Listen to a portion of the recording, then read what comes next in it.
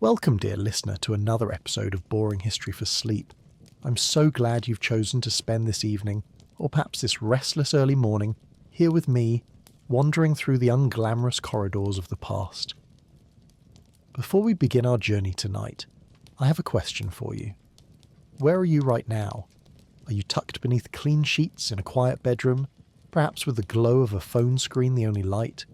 Are you lying in darkness, trying to coax your racing mind toward rest? Wherever you are, I hope you're comfortable. I hope you're warm. I hope you're safe. If you're finding these meandering historical explorations helpful for sleep, I'd be grateful if you'd consider subscribing. No pressure, of course, but it does help me continue making these deeply boring deep dives into the past. There's a like button down there too if you're so inclined. But truly, just having you here is enough. Tonight, we're going to talk about disease. Not the dramatic, civilization-ending plagues you might read about in history books, but something more intimate, more immediate.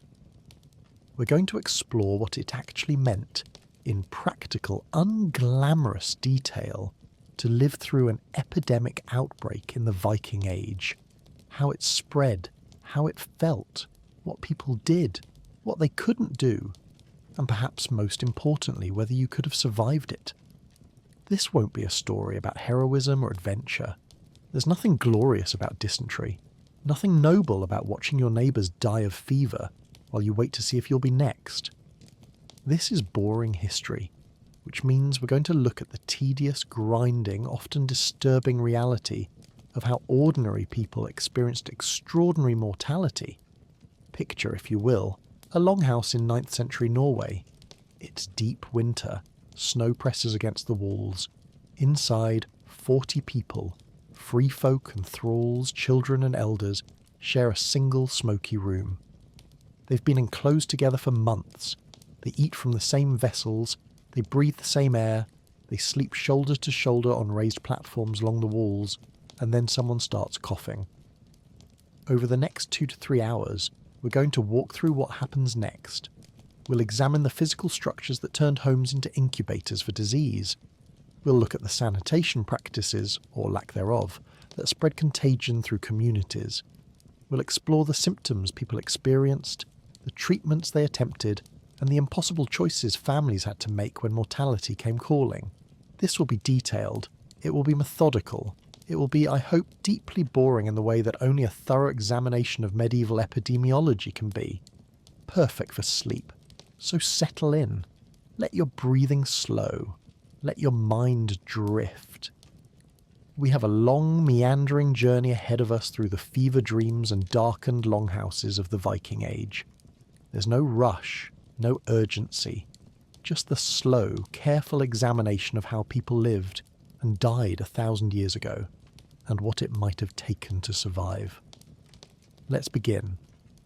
When we talk about the Viking Age, we're discussing roughly 3 centuries, from about 790 to 1066 CE, spread across a vast geography, from the fjords of Norway to the settlements of Iceland, from the trading posts of Sweden to the colonies in Greenland, from Dublin to Kiev.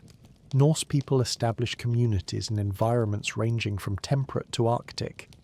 This geographical spread matters enormously when we discuss epidemic disease. A pestilence outbreak in a Danish trading town looked very different from one in an isolated Icelandic farmstead. A fever that swept through the densely packed merchant quarter of Birka faced different transmission dynamics than one moving through scattered Norwegian coastal settlements. The climate during this period was generally warmer than the centuries that followed. What historians call the medieval warm period was just beginning. This meant longer growing seasons, which meant large populations, which meant denser settlements, which meant more efficient disease transmission. The warm centuries that made Viking expansion possible also made epidemic outbreaks more devastating when they occurred. Most Norse settlements clustered along coasts and navigable rivers. Water was the highway of the Viking world. This maritime connectivity, so crucial for trade and communication, also served as a perfect vector for disease spread. A sick sailor could carry pestilence from Byzantium to Birka in a matter of weeks. A contaminated trade good could introduce new pathogens to isolated communities that had no prior exposure and thus no immunity. The longhouse, that iconic Norse dwelling, dominated the domestic landscape. These structures varied in size from modest family homes housing perhaps 8 to 10 people to great halls accommodating 50 or more. But the basic design remained consistent. A single long room, sometimes with smaller side chambers, built with timber walls and a turf or thatched roof. In winter, when survival depended on preserving warmth, these buildings were sealed tight against the cold. Windows, if they existed at all, were small and covered with oiled animal membranes. Smoke from the central hearth filled the upper portions of the room, slowly seeping out through gaps in the roof. These were not the hygienic, well-ventilated spaces we inhabit today. They were dark, smoky, crowded environments where people lived in constant, intimate contact with one another, and often with their animals. Cattle, sheep, and goats sometimes shared the longhouse during the harshest weather, their body heat contributing to human survival, their waste contributing to the general miasma. To understand how Vikings experienced epidemic disease, we must first understand how they understood the world, because they lived in a cosmos utterly unlike our own. There were no germs in the Viking worldview, no bacteria, no viruses, no concept of contagion as we understand it. When illness swept through a community, it was understood as the work of supernatural forces, angry gods, malevolent spirits, curses cast by enemies, or punishment for broken oaths and violated sacred laws. The Norse cosmos was animistic and magical. Sickness could be caused by elves shooting invisible arrows, alfar, by draugr, revenants, breathing bad air, by cedar, witchcraft, practiced by an enemy, or by simply displeasing the gods. This wasn't ignorance. It was a coherent, internally consistent system for understanding a world where invisible forces constantly affected human life. Medical treatment, therefore, was as much spiritual as physical. A healer, often a völva, seeress, or a woman with herb knowledge, would treat illness with a combination of practical remedies, herbal poultices, dietary changes, rest, and magical interventions, runic inscriptions, prayer charms, ritual actions. The distinction between medicine and magic didn't exist.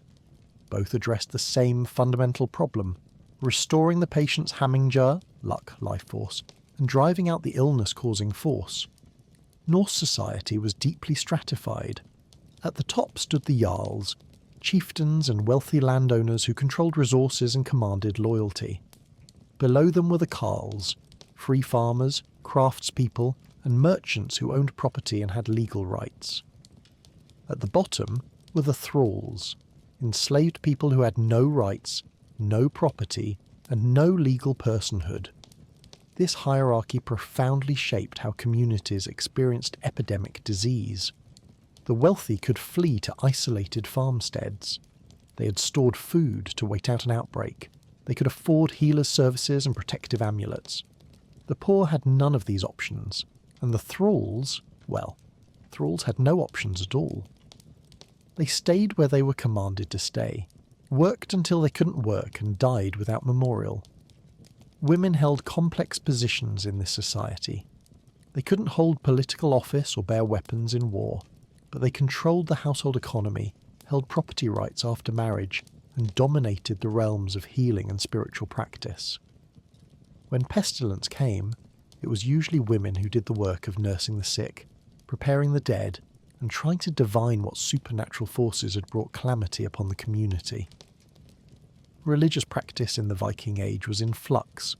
The Old Norse paganism still dominated in Scandinavia and Iceland, but Christianity was spreading rapidly through trade contacts and royal conversion. By the late Viking Age, communities might include both Christian and pagan households, sometimes living in uneasy proximity. During times of crisis, an epidemic disease was certainly crisis. These religious differences could explode into violence as each group blamed the other's gods for bringing punishment upon the settlement. The economy was primarily agricultural, supplemented by fishing, hunting and trade. Most people were subsistence farmers who grew barley, rye and oats, raised livestock, and depended on fishing and hunting to supplement their diet. Winters were times of relative inactivity. The frozen ground made fieldwork impossible, and the shortened days limited other labour. This meant people spent long months in enclosed spaces, living off stored food and preserved fish, waiting for spring. This seasonal pattern matters for understanding disease.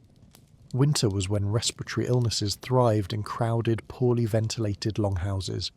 Spring and summer brought contaminated water diseases as melting snow carried human and animal waste into wells and streams. Autumn, after harvest, saw gastrointestinal diseases from food preservation failures. The Viking calendar was, in many ways, a calendar of different threats to human life. So here is what we're going to explore tonight. Could you have survived an epidemic outbreak in the Viking Age? Not in the abstract, not as a thought experiment, but as a practical question with practical variables. Your survival would have depended on dozens of factors, many completely outside your control. Were you rich or poor, free or enslaved, young or old, male or female? Did you live in a dense trading settlement or an isolated farmstead? Had you been exposed to similar diseases before, giving you some immunity? Did you have access to clean water, adequate nutrition and warm shelter? Could you avoid contact with infected people? More fundamentally, did you even know what was making people sick? This last question is crucial. Without germ theory, without any understanding of disease transmission, Vikings couldn't take the most basic protective measures we now know prevent epidemic spread. They didn't know to boil water. They didn't know to isolate the sick. They didn't know that coughing spread illness, that contaminated hands carried death, that certain insects transmitted disease.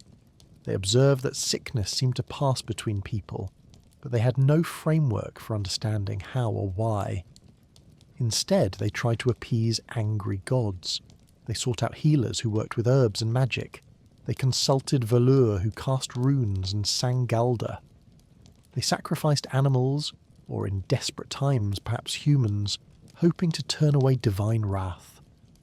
These interventions provided psychological comfort and social cohesion during crisis, but they did nothing to stop the actual spread of pathogens through vulnerable populations. And yet, people survived. Not everyone who caught fever died. Not every settlement was depopulated.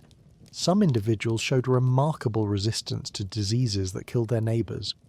Communities developed folk wisdom about certain patterns, observing, for instance, that people who drank from one well seemed healthier than those who used another, without understanding why.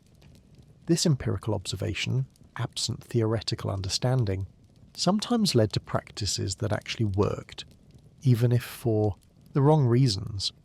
What we're going to do over the next 100+ minutes is walk through an outbreak in methodical detail.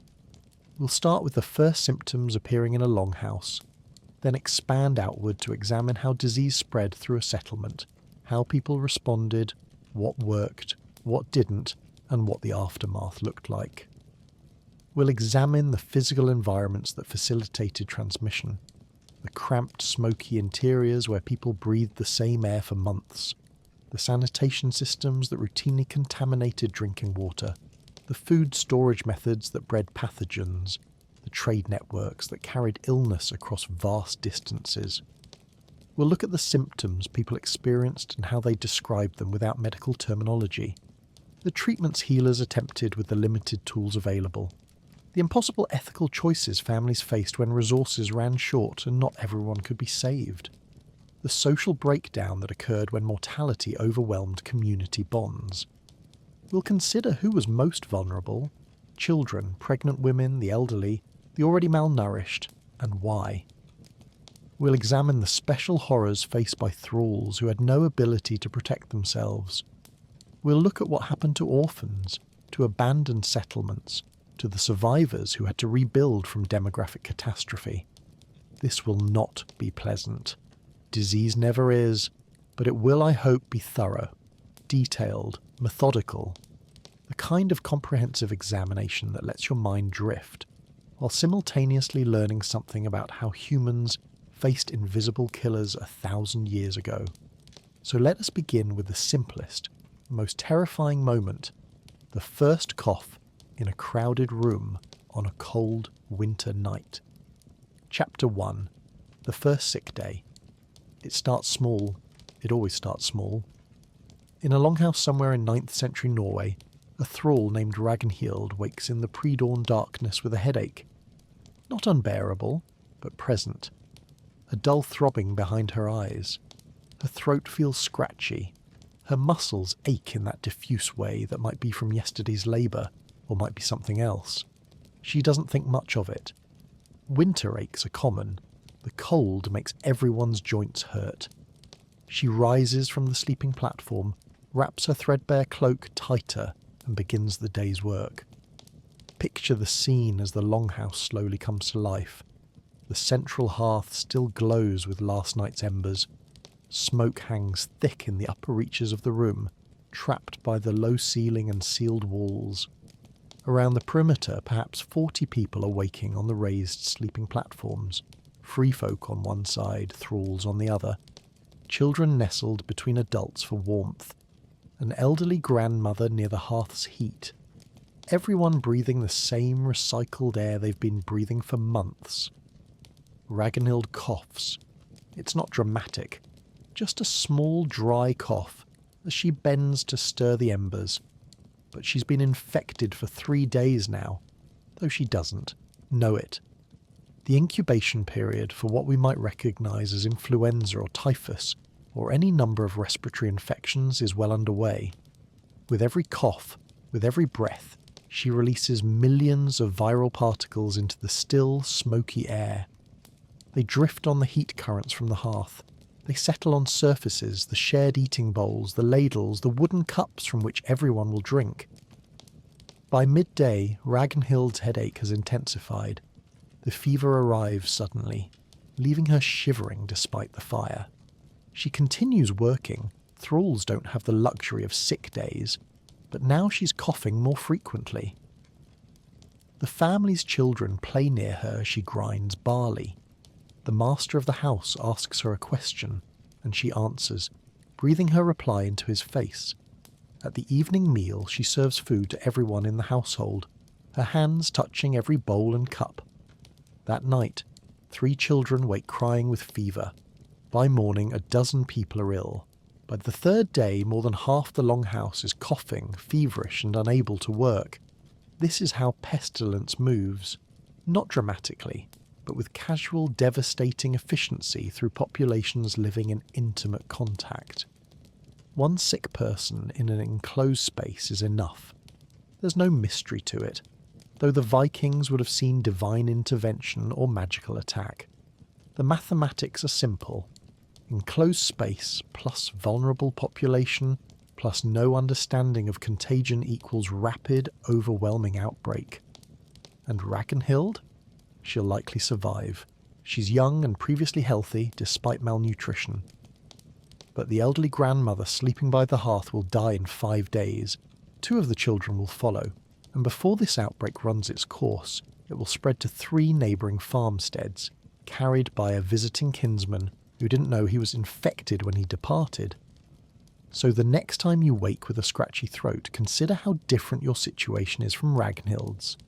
How you have isolation, medical care, sick leave, antibiotics if needed. How you're not responsible for feeding 40 people while fevered. How your first sick day doesn't become a community catastrophe. Chapter 2. The Longhouse as Plague Incubator. Let us now turn to the architecture itself, because the very structures designed to keep Vikings alive through brutal winters became death traps when pestilence arrived. The longhouse was not built with hygiene or ventilation in mind. It was built for survival against cold, and every design feature that made it effective at preserving warmth made it supremely effective at transmitting disease. Imagine walking into a typical farmstead longhouse at the height of winter. The first thing that strikes you is the darkness. Small openings in the walls covered with thin scraped animal membranes or wooden shutters admit almost no light. Your eyes adjust slowly to reveal a single long room, perhaps 50 feet in length, divided not by walls but by function. At the far end, separated by a low wooden partition, livestock, a milk cow, a few sheep, shift and breathe in their stalls. Their body heat radiates into the human living space. Their manure accumulates in the straw bedding beneath them. The central hearth dominates the room, a long rectangular fire pit lined with stones. Smoke rises from burning wood and peat, but there's no chimney.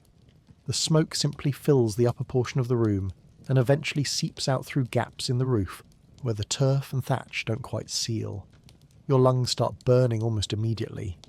Everyone who lives here has smoke-damaged lungs, chronic bronchitis, eyes that water constantly. The air quality alone makes respiratory infection more likely before any pathogen arrives. Along both long walls run raised wooden platforms, the benches where people sit during the day and sleep at night. In a prosperous household, these might have thin woolen mattresses stuffed with straw or down.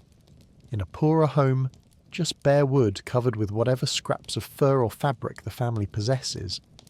During deep winter, 40 to 50 people sleep here, lying side by side with no gaps between bodies. This isn't about affection, it's about not freezing to death. The sleeping arrangements become important when we consider respiratory disease transmission. When someone coughs in the night, they're coughing directly onto the face of the person beside them. Every exhaled breath containing viral particles drifts across multiple sleepers. The warmth generated by packed bodies creates an ideal environment for pathogen survival. The smoke-damaged lungs of everyone present makes them more susceptible to infection. It's hard to imagine a more efficient system for spreading respiratory illness if you deliberately designed one. But what makes this truly brutal was the impossibility of escape. In summer, when temperatures allowed, people could disperse, sleep in outbuildings, work outdoors, spread out. But winter in Norway or Iceland meant months when going outside meant death from exposure. The longhouse was a sealed environment from November until March or April. Once disease entered, it had a captive population with nowhere to go. Archaeological evidence from sites like Birka in Sweden and Ribe in Denmark shows what happened during severe outbreaks. Mass graves located near longhouse foundations, with bodies showing signs of acute illness, malnutrition markers suggesting people died too quickly to waste away slowly, dental enamel hypoplasias indicating stress events. At one site in Iceland, excavators found a longhouse that appeared to have been abandoned mid-use. Cooking pots still on the hearth, tools scattered, but no careful packing up of possessions. The best hypothesis is that an outbreak killed or scattered the inhabitants so quickly that no one returned to claim their belongings. So when we think about modern apartments with their separate bedrooms, their ventilation systems, their ability to isolate sick family members, we're thinking about luxuries that didn't exist for Vikings. The very structure that kept them alive in winter became, during outbreaks, a carefully sealed box for cultivating epidemic disease. Chapter 3. Water, Waste, and Contagion. Consider for a moment the mundane question of where Vikings got their drinking water, because this unglamorous detail determined who lived and who died during outbreaks of waterborne disease. In a world without plumbing, without sewage systems, without any understanding that water could carry invisible killers, the simple act of drinking could be fatal. Most settlements obtained water from one of three sources: wells, springs, or nearby streams and rivers. Wells were the most reliable. Dig deep enough and you'd hit groundwater that flowed year-round. Springs were prized when available, their cold, clear water seeming pure by virtue of coming from the earth. Streams and rivers were the fallback, used when no better option existed. But here's what no one understood. Groundwater flows downhill. What goes into the ground uphill comes out in your well downhill. And what was going into the ground uphill? Human and animal waste? slaughterhouse offal, rotting garbage, and during outbreaks, the seepage from graves and latrines of the sick and dying. The typical Norse farmstead handled human waste through a combination of outdoor latrines, essentially pits dug in the ground, and chamber pots emptied each morning. The contents of these pits and pots had to go somewhere. Usually they were dumped in midden heaps along with other household garbage, kitchen scraps, and ash from the hearth. Sometimes they were spread on fields as fertiliser. Always they were located somewhere in proximity to the settlement, which meant somewhere uphill or to the side of the water source. The deadly irony is that settlements often position latrines specifically to keep them away from living spaces for odour reasons. This frequently meant uphill locations where wind would carry the smell away from the longhouse, which meant the runoff from those latrines flowed directly into the aquifer feeding the settlement's well.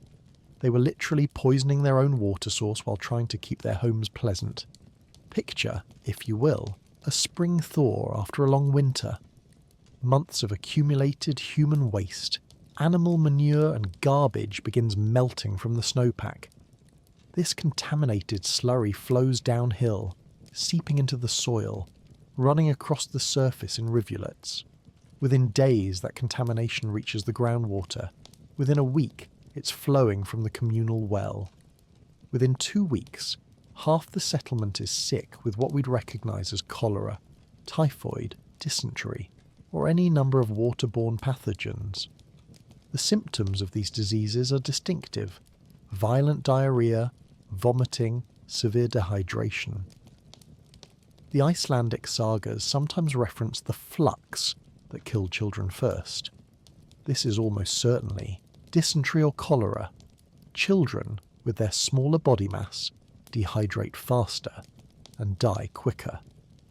A healthy adult might survive if they can maintain hydration by drinking, ironically, more of the contaminated water that made them sick. A child under 5 often simply dies. What makes this particularly dark is that Vikings would have noticed patterns. They would have observed that sickness often followed spring thaws. They might have noticed that settlements with springs had lower illness rates than those relying on wells near midden heaps. Some communities may even have changed their water practices based on these observations. But without a theory of germs, without microscopes, without any way to see pathogens, they couldn't understand why certain water sources were dangerous and others safe. There's a haunting reference in one saga to a bad water year, when the well had to be abandoned and the family relocated to a summer farmstead near a stream. The text doesn't explain what made the water bad, but the subtext is clear. People were dying, and they connected it somehow to the well. This empirical observation saved lives, even though the theoretical understanding was absent. So modern sewage systems, water treatment plants, the simple act of boiling water before drinking, these are miracles Vikings literally could not imagine. Every time you turn on a tap and drink without thinking about it, you're experiencing a luxury that took humanity thousands of years to achieve. Chapter 4. The symptoms. No one could name. When illness swept through a Viking settlement, people experienced symptoms that we could now easily diagnose and treat. But they had no medical terminology, no disease classification, no way to distinguish viral from bacterial from parasitic infections. Instead, they described what they felt in the language available to them: metaphor, physical sensation, and spiritual interpretation. Fire in the lungs appears in several saga accounts. This was likely pneumonia or tuberculosis, infections that caused high fever and the sensation of burning with each breath. The Vikings weren't wrong to describe it as fire. That's exactly what severe respiratory infection feels like. But calling it fire didn't help them treat it. They tried cooling remedies, cold water compresses, exposing the patient to winter air, when what was needed was rest, warmth, and fluids. The accurate description led to the wrong treatment. Black tongue shows up in descriptions of epidemic disease. This symptom, a darkened, swollen tongue, typically indicates severe dehydration combined with bacterial infection.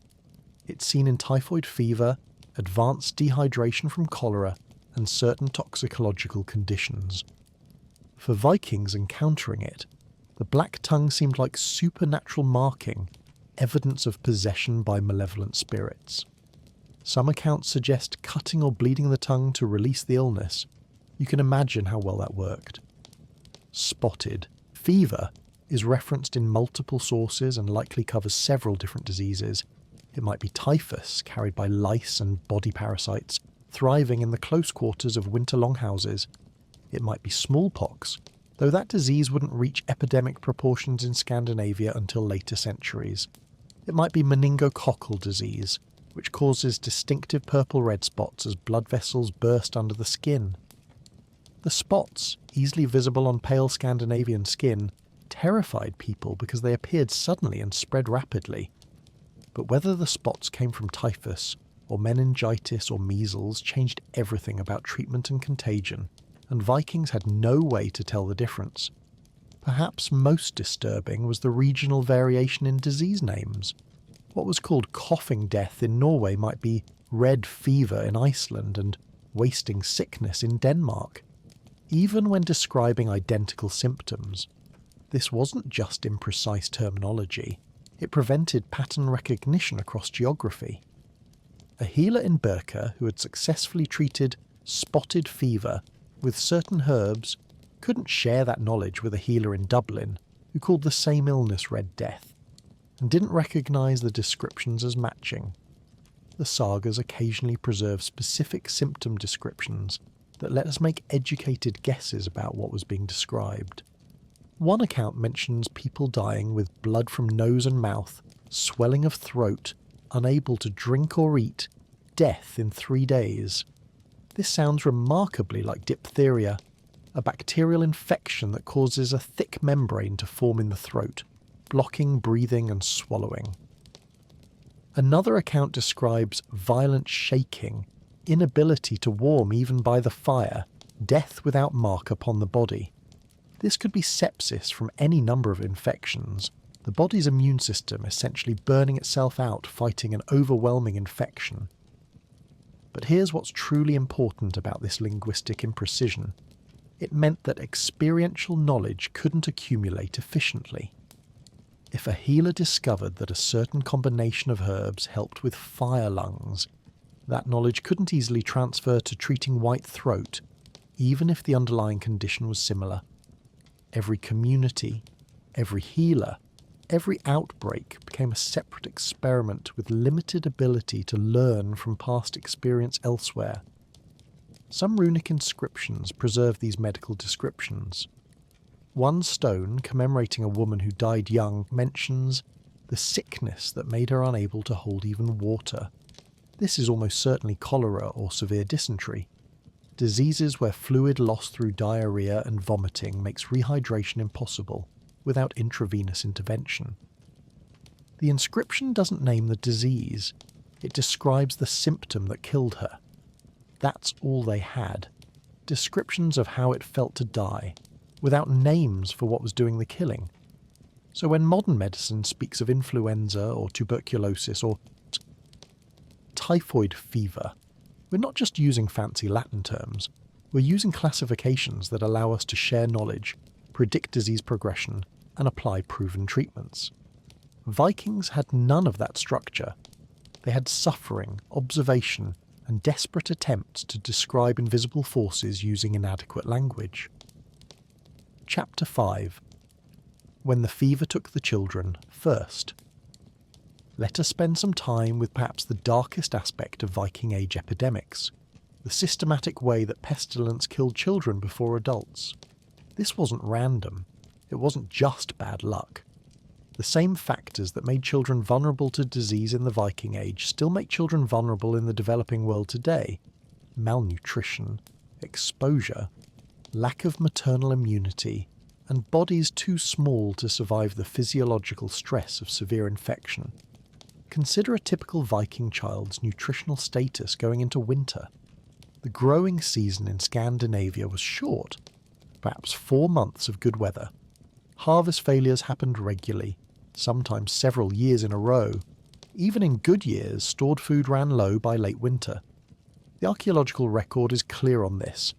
Skeletal analysis of Viking Age children shows high rates of enamel hypoplasias, disruptions in tooth enamel formation caused by malnutrition, and Harris lines, growth arrest lines visible in long bones from periods of starvation. This baseline malnutrition meant children had compromised immune systems before any disease arrived. When pestilence came, their bodies lacked the reserves to fight infection. A well-fed adult might survive 5 days of fever and diarrhea through sheer body mass. A malnourished 5-year-old couldn't. The math was cruel but simple. The smaller you were, the faster you dehydrated, the sooner you died. Infants faced additional vulnerability. Modern medicine understands that babies receive passive immunity from their mothers. Antibodies pass through the placenta and breast milk that protect against diseases the mother survived. But if the mother had never been exposed to a disease, she had no antibodies to pass along. When new diseases entered Viking settlements through trade contact, pathogens from Byzantium or the Middle East that had never circulated in Scandinavia, mothers had no immunity to confer. Their babies faced novel infections with no protection whatsoever. Archaeological evidence from grave sites tells the story in stark numbers. At several Viking Age cemeteries, excavators have found burial periods, recognisable through stratigraphy and radiocarbon dating, where child burials suddenly spike. During normal years, child burials might represent 30 to 40% of interments, already horrifyingly high by modern standards. During epidemic years, that number jumps to 60–80%. Whole age cohorts were being wiped out. Some mass graves show this pattern even more dramatically.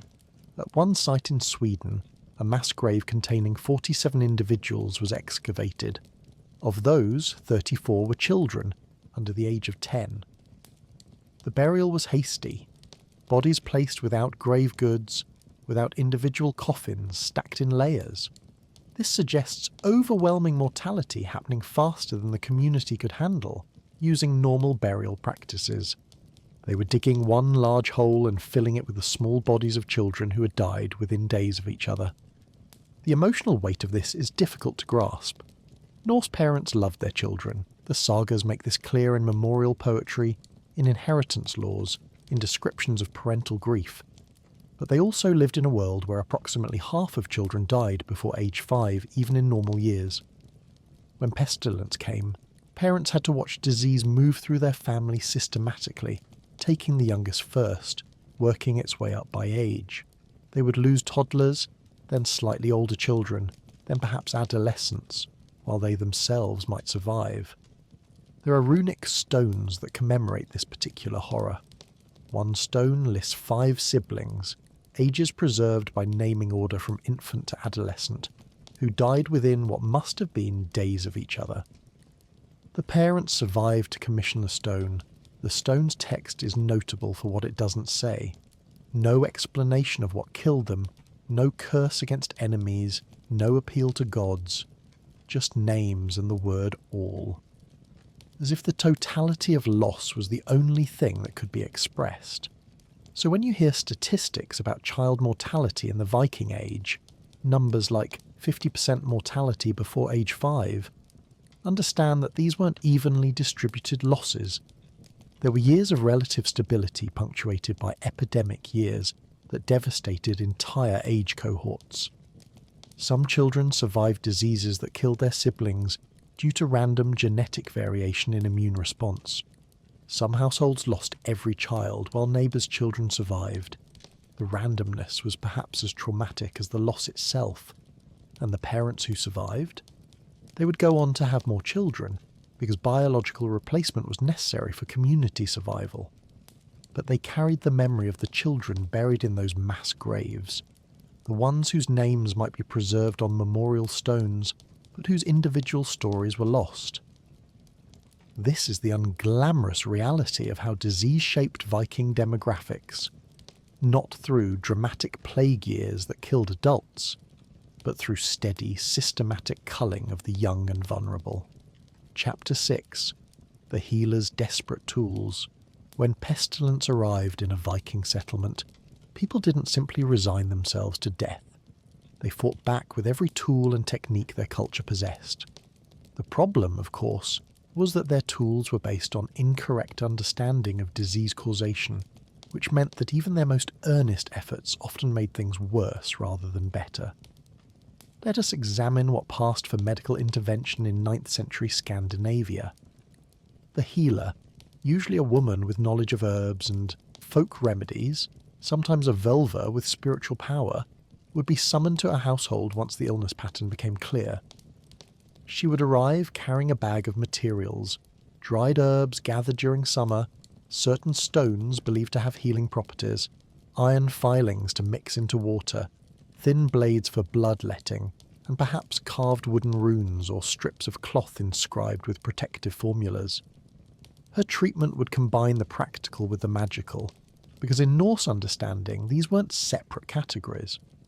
For respiratory illness, what they called fire lungs or coughing death, the treatment often began with bloodletting. The theory, inherited from older European medical traditions, held that illness resulted from an imbalance of bodily fluids. Removing bad blood would restore balance. The healer would use a small blade to open a vein in the arm, letting blood flow into a bowl until the patient showed signs of weakness. For someone already fevered and dehydrated from respiratory infection, this blood loss could push them from critical to fatal. The treatment designed to help was literally draining their life away. Herbal remedies were more hit or miss. Feverfew, despite its promising name, does have mild anti-inflammatory properties that might have provided marginal comfort. Yarrow could help with fever reduction. Elderbark tea might have soothed coughs. But the dosages were guesswork. The preparation methods varied wildly, and many herbal treatments were given based on magical association rather than observed effect. A plant that looked like lungs, hepatica, was used for lung ailments. A plant with red sap, bloodroot, was used for blood diseases. This doctrine of signatures, the belief that plants' appearance indicated their use, guaranteed that many remedies had no actual effect on the conditions they were meant to treat. Perhaps most counterproductive were the communal sweat baths.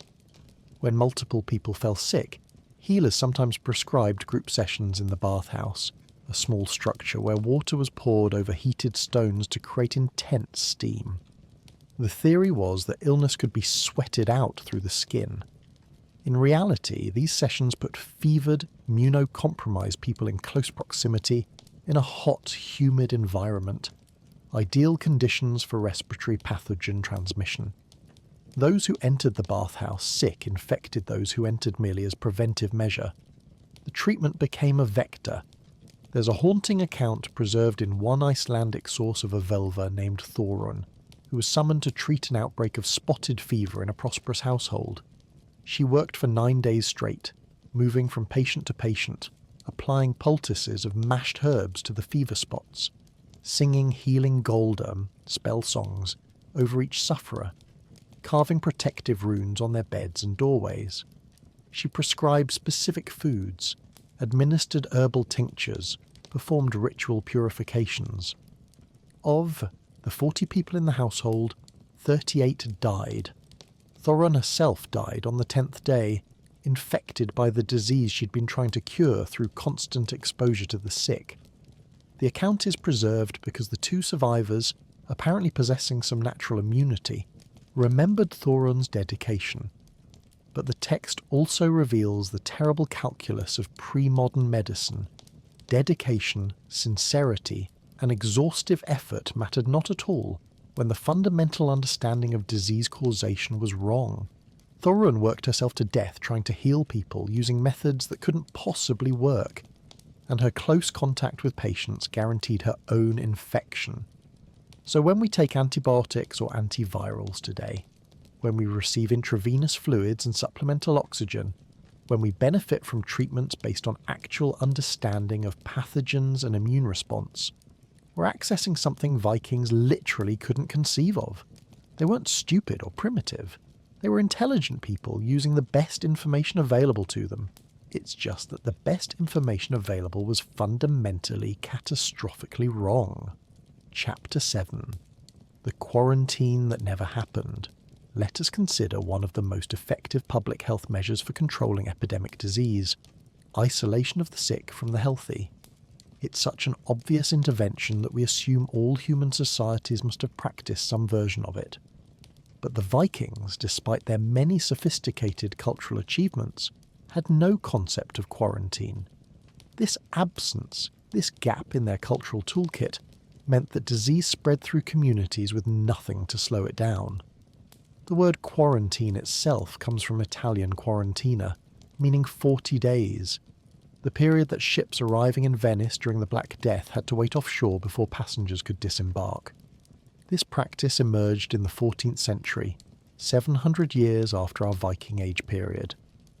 It represented a crucial cognitive leap, the understanding that sick people, or people who might be sick, needed to be separated from healthy populations even when no symptoms were visible. Vikings never made this leap. Part of the problem was ideological. Norse culture placed enormous emphasis on kinship obligations and hospitality laws. When a family member fell sick, it was unthinkable to abandon them. That would violate the most fundamental bonds of kinship. The healthy were obligated to nurse the sick, to provide comfort, to stay present through death if necessary. These were beautiful, humane values. They also guaranteed that caretakers would be exposed to maximum viral loads through prolonged close contact with fevered, coughing, vomiting patients. Similarly, hospitality toward travellers was a sacred duty. A stranger arriving at your door, even in the midst of epidemic, couldn't be turned away without violating core cultural values. To refuse hospitality was to risk social ostracism and supernatural punishment. The gods themselves enforced these codes. So sick travellers were welcomed into longhouses, where they promptly infected everyone present. The very values that made Norse society cohesive also made it vulnerable to epidemic spread. The physical realities of Viking settlements also made isolation impossible. The longhouse design, with its single communal room, meant no separate space for sick people. Where would you isolate someone? In winter, putting them in an outbuilding meant they'd freeze to death within hours. The only warm space was the shared living area where everyone slept, ate, and spent their days. Even if someone had conceived the idea of isolation, the architecture didn't support it. There's a saga account that illustrates the absence of quarantine thinking. During an outbreak of coughing death, a man named Björn realised that everyone who stayed in the longhouse was falling sick. He decided to flee to a summer shieling, a remote seasonal dwelling in the mountains. His kinsmen were outraged. They accused him of cowardice, of abandoning his kin in their time of need. They sent men to find him and bring him back. Björn resisted, but was eventually forced to return. He fell sick within 3 days of re-entering the infected longhouse and died within a week. The story is told as a moral tale about the importance of kinship obligations, with no awareness that Björn had stumbled upon the correct epidemiological strategy and was punished for it. This complete absence of isolation practice meant that Viking outbreaks followed predictable patterns. Disease would enter a longhouse through one person, a returning traveller, a sick thrall purchased at market, a visitor from an infected settlement. Within days, everyone in the longhouse would be exposed. Those who fell sick were nursed by those still healthy, guaranteeing their infection. The outbreak would burn through the household like fire through dry timber, constrained only by the limits of who had contact with whom. Modern quarantine protocols, isolating confirmed cases, contact tracing, preventive quarantine for the exposed, represent centuries of hard-won epidemiological knowledge. Vikings had none of this. They had kinship obligations and hospitality laws, both of which demanded exactly the opposite of effective disease control. It's a reminder that moral codes, however admirable in normal times, can become catastrophic liabilities during epidemics. Chapter 8. Feeding the fevered in famine. Let us turn now to a particularly cruel equation. What happens when epidemic disease strikes during food scarcity? This wasn't a rare occurrence. In fact, plague and famine frequently travelled together in the Viking Age. Crop failures created malnutrition, which weakened immune systems, which made populations vulnerable to disease. And the resulting epidemic killed or incapacitated the workers needed to plant the next year's crops, perpetuating a cycle that could devastate settlements for years. Picture a Norwegian farmstead in late winter, that brutal period when stored food runs lowest and spring planting remains months away. The household has perhaps 2 months of barley left, some dried fish, a little salted meat. Portions are already reduced from autumn abundance. Adults are eating less to ensure children get adequate food. Everyone is losing weight. Everyone's immune system is compromised by marginal nutrition. And then someone starts coughing. Within days, half the household is fevered and bedridden. But the physiological demands of fever are intense. The body's elevated temperature burns through calories and nutrients at an accelerated rate. A fevered person might need twice the normal caloric intake just to maintain basic functions while fighting infection. Dehydration from fever requires constant fluid replacement. Respiratory infections steal the appetite but increase nutritional needs. The sick need more food exactly when they're least able to eat. The household faces an impossible calculus. Do you give extra portions to the sick, hoping to help them survive, even though you have limited stores? Or do you maintain the sick at reduced rations and give larger portions to the still healthy, betting that preserving the strength of workers gives the family better survival odds? There's no good answer. Both strategies condemn people to death. The archaeological record preserves evidence of these tragic decisions. Skeletal analysis can reveal nutritional status at time of death. Some Viking Age graves show individuals who died of disease while also exhibiting acute malnutrition. They were sick and being starved simultaneously. The pattern suggests that during combined famine-pestilence events, the sick received reduced food rations. This wasn't cruelty, it was triage. Feeding the sick meant starving the healthy. The healthy were needed to plant crops, tend animals, fish, hunt, to perform the labour that might let the household survive until the next harvest. Children, as always, suffered most from this calculus. A fevered child needs significant nutrition to fight infection, but a child also contributes no labour to household survival. The brutal logic of famine says, feed the working adults, feed older children who can help with work, and give minimal rations to those who can't contribute to immediate survival. We find child graves from epidemic periods showing both disease markers and severe nutritional deprivation. They were sick and hungry, and there was nothing to be done about either condition.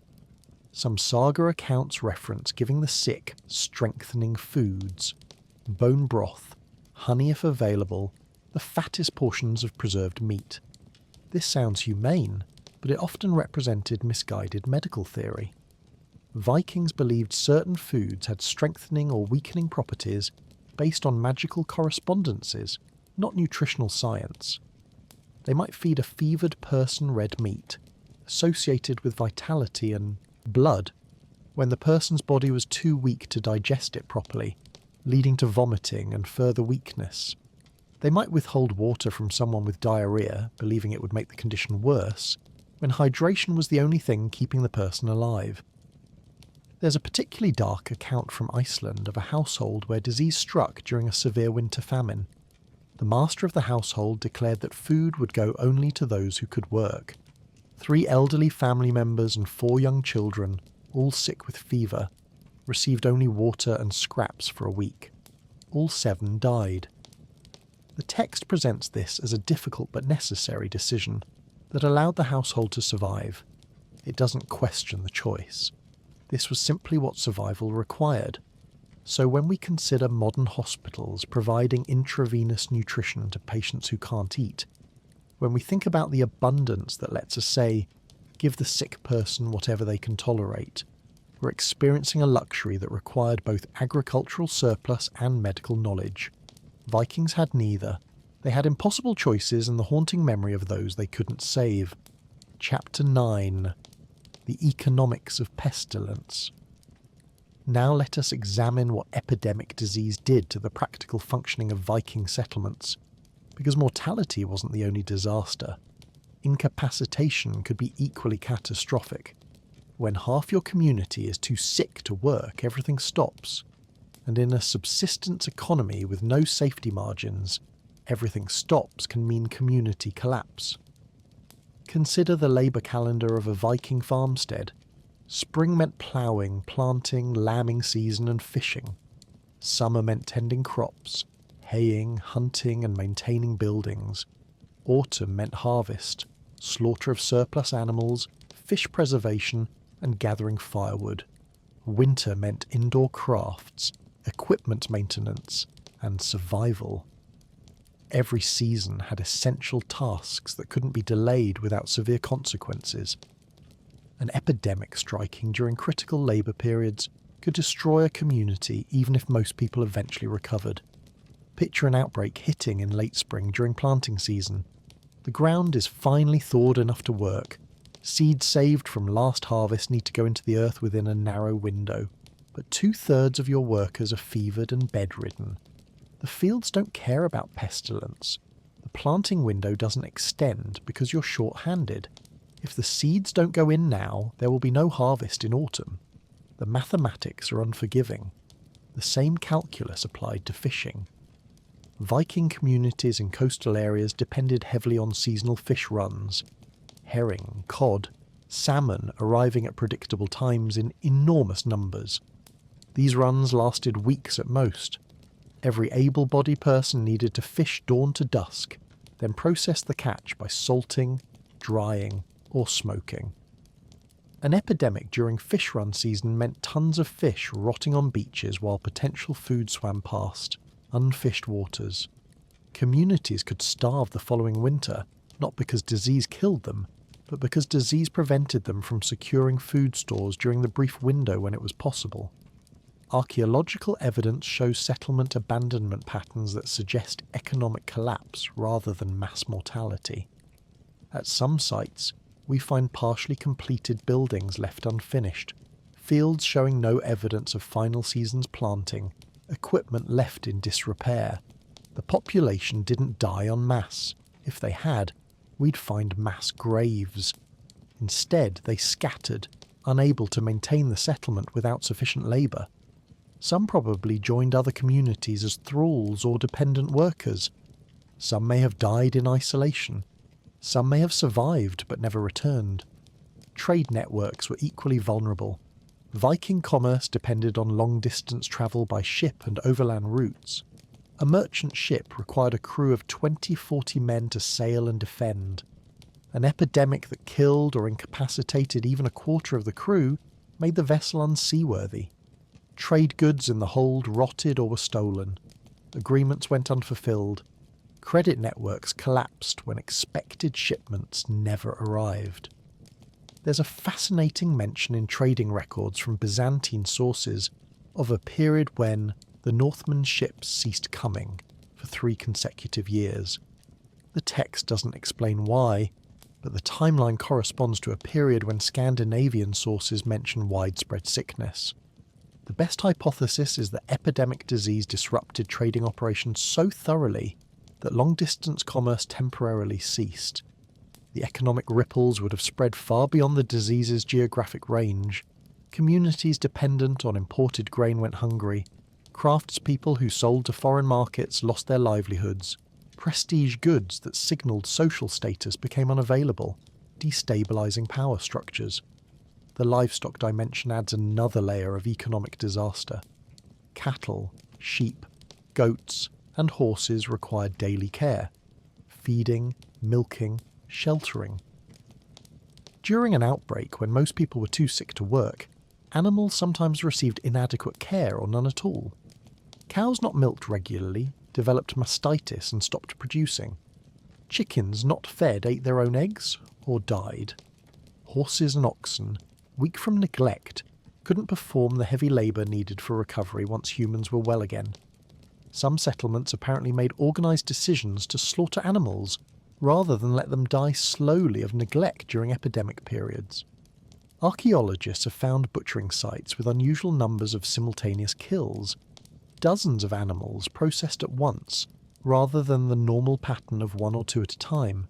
This might represent emergency slaughter by a reduced workforce during or just after an outbreak. The logic was sound. Process the meat while the animals still had some value, rather than watch them waste away. But it meant reducing the breeding stock, which hampered recovery. So when we think about modern social safety nets, unemployment insurance, food assistance programs, healthcare that allows people to recover without losing their livelihoods, we're thinking about structures that prevent epidemic from becoming economic catastrophe. Vikings had no such buffers. Disease translated directly into economic collapse, which prolonged mortality, which prevented recovery, in a vicious cycle that could take years to escape. Chapter 10. Divine Anger and Scapegoats. Let us spend some time examining how Vikings understood the why of epidemic disease, not the mechanism, but the cause. Why was their community being punished? What had they done to anger the gods? And who among them was responsible for bringing this catastrophe upon everyone? These questions, driven by a pre-scientific worldview, led to responses that often compounded the disaster disease had already created. In Norse cosmology, disease wasn't random. Nothing was random. The gods controlled fate, but human actions influenced divine favour. If pestilence struck, someone had transgressed. Someone had broken oath, violated sacred law, or practiced harmful magic. The community's task was to identify the guilty party and make appropriate sacrifice or restitution to restore divine favour. This worldview led to scapegoating that could tear communities apart. Picture a longhouse where half the residents are fevered and dying. The household gathers the still healthy members for a thing, a local assembly to determine what's gone wrong. Accusations fly. The elderly vulva suggests someone has broken a sacred oath, drawing divine punishment. A Christian member claims the pagan sacrifices have angered the true God. A thrall is accused of working malicious seder. Every old grudge, every social tension, every religious difference becomes a potential explanation for the community's suffering. And someone must be blamed. Religious tensions were particularly explosive during this transitional period in Viking history. By the 9th and 10th centuries, Christianity was spreading through Scandinavia alongside traditional Norse paganism. Some households were Christian, others pagan, many mixed. During normal times, this religious diversity might be tolerated. But during epidemic crisis, each faction blamed the other's gods. There's a documented account from Iceland of a settlement where Christians and pagans lived in uneasy proximity. When pestilence struck, the pagan faction claimed it was punishment for tolerating the Christ worshippers who had insulted the old gods. The Christians countered that the disease was divine punishment for continuing pagan sacrifice. Tensions escalated until the pagan faction destroyed a small Christian chapel at the edge of the settlement. Within days, the outbreak worsened. Pure coincidence, but timing that confirmed each side's interpretation. The pagans saw the worsening as proof that Christian presence had truly angered the gods. The Christians saw it as punishment for the chapel's destruction. Violence erupted, killing at least 4 people in interfaith conflict, even as disease continued killing indiscriminately. Scapegoating of vulnerable individuals was equally common. Thralls, foreigners, people with disabilities, and women practicing folk magic were all convenient targets for blame. A thrall who had argued with the master might be accused of cursing the household. A foreign-born woman might be blamed for bringing foreign spirits that sickened everyone. Someone with a visible disability might be accused of harbouring evil forces that leaked out to infect others. The consequences for the accused were severe. Exile was the mildest punishment. Being cast out of the settlement during an epidemic was essentially a death sentence. but at least it was slow death rather than immediate execution. Harsher punishments included being bound and thrown into water to cleanse the community of their influence, drowning, being burned to destroy the malevolent spirit possessing them, or simply being beaten to death by fevered, terrified people looking for someone to blame. Archaeological evidence of these scapegoating killings is limited but suggestive. Some Viking Age graves show signs of violent death, blunt force trauma, evidence of burning, bodies disposed without proper burial, that occurred during periods datable to epidemic events. These might represent execution of accused disease bringers. One particularly disturbing burial shows a woman with evidence of recent childbirth buried in a posture suggesting she was bound at death, with a large stone placed over her torso. The burial dates to a period when sources mention childbed fever, likely puerperal sepsis, killing many women. Was she accused of harbouring the illness that killed new mothers? We'll never know for certain, but the burial suggests punishment, not honoured interment. Sacrifice attempts also intensified during outbreaks. Communities would slaughter valuable animals, cattle, horses, as offerings to Thor, Odin or Freyr seeking divine intervention. In desperate circumstances, human sacrifice might be contemplated or carried out. Adam of Bremen mentions, though his account is disputed, that during times of great pestilence, the Swedes at Uppsala would sacrifice humans to Odin in hopes of turning away divine anger. Whether these accounts are accurate or Christian propaganda is debated, but the fact that the stories existed tells us something about what people believed possible during epidemic terror. So when we face modern outbreaks and resist the urge to blame vulnerable minorities, when we rely on epidemiological investigation rather than supernatural causation, when we respond with medicine rather than sacrifice, we're demonstrating cognitive achievements that took humanity millennia to reach.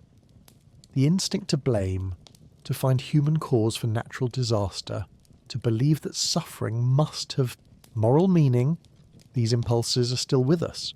We've just developed better frameworks for channeling them away from scapegoating and toward actual solutions.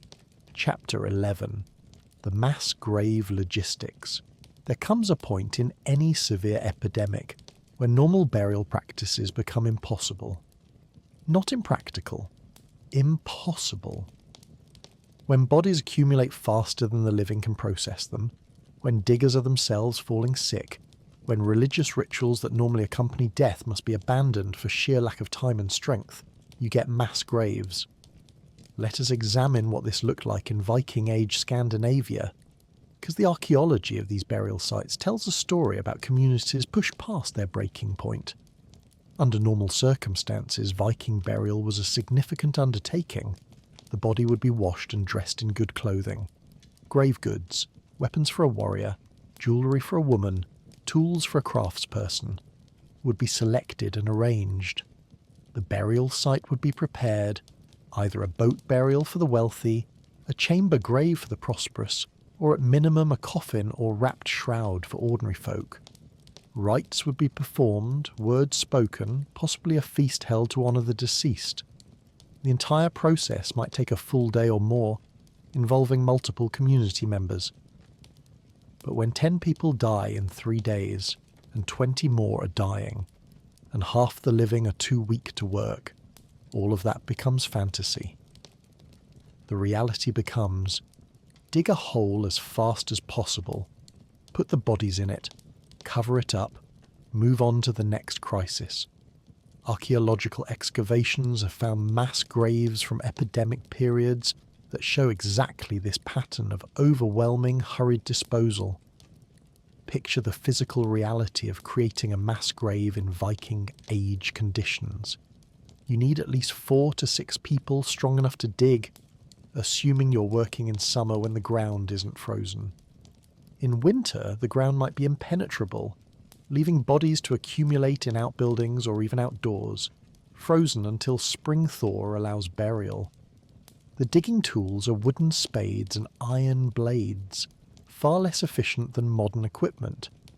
A grave large enough for 20 bodies might take 2 days of hard labour to excavate. Meanwhile, more people are dying. The archaeological evidence from these mass graves is haunting in its details. At one site in Sweden, excavators found 47 individuals buried in a single pit, arranged in 3 distinct layers.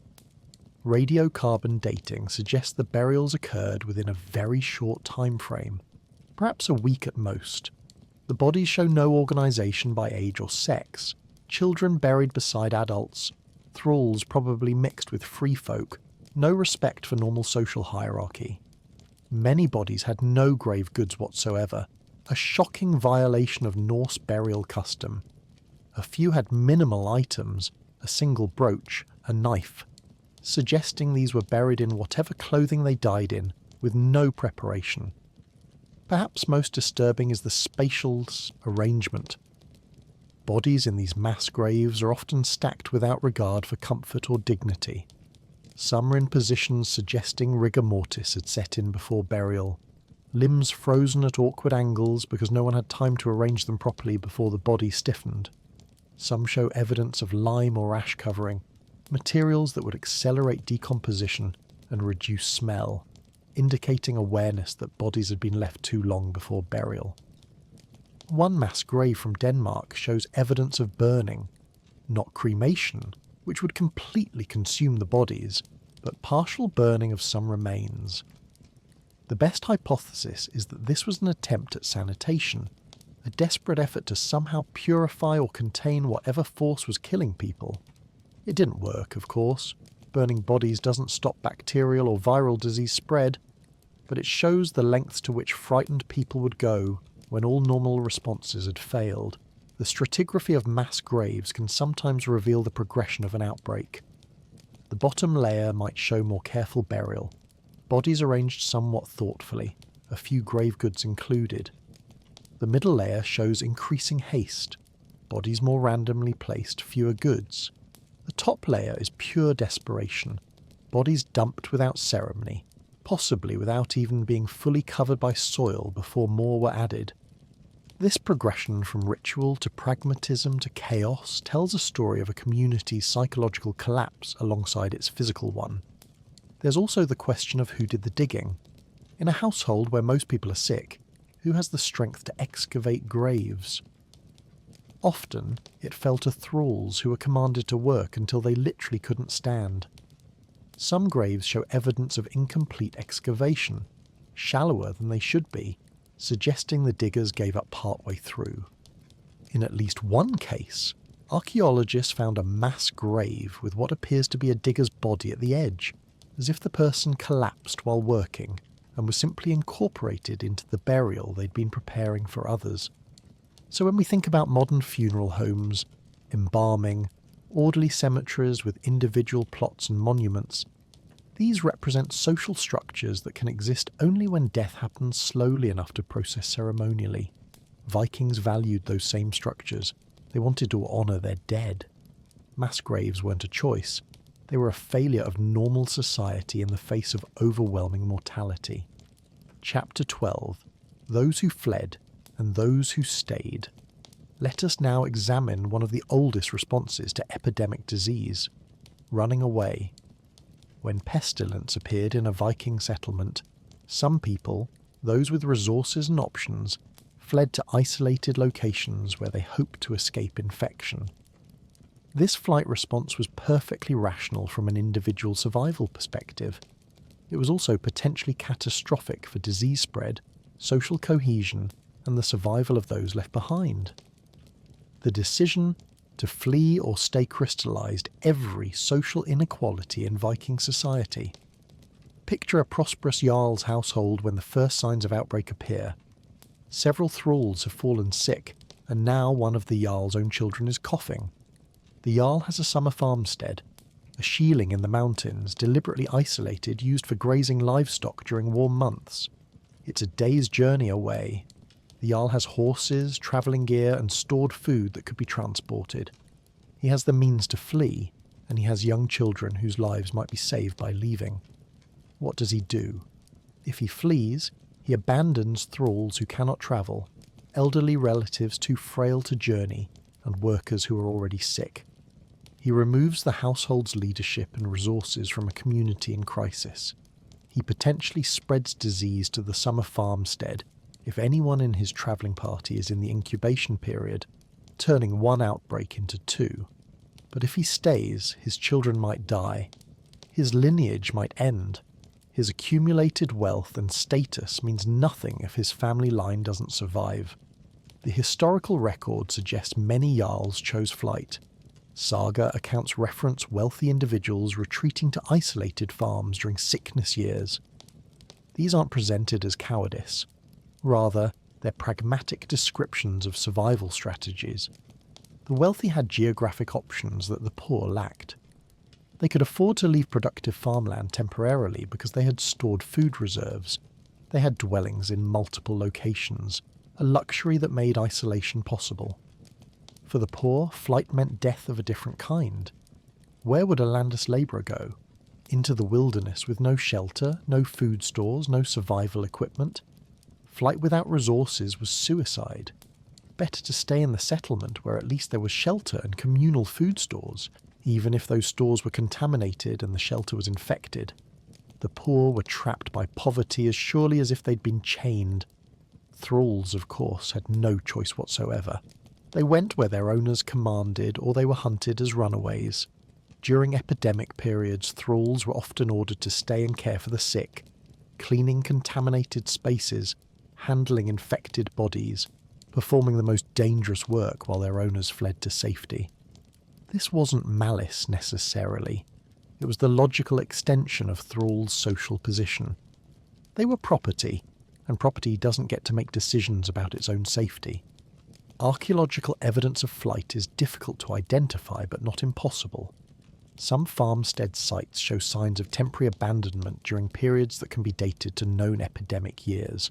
No fire in the hearth for weeks or months, building maintenance postponed, but then resumption of normal activity. These sites suggest successful flight and return.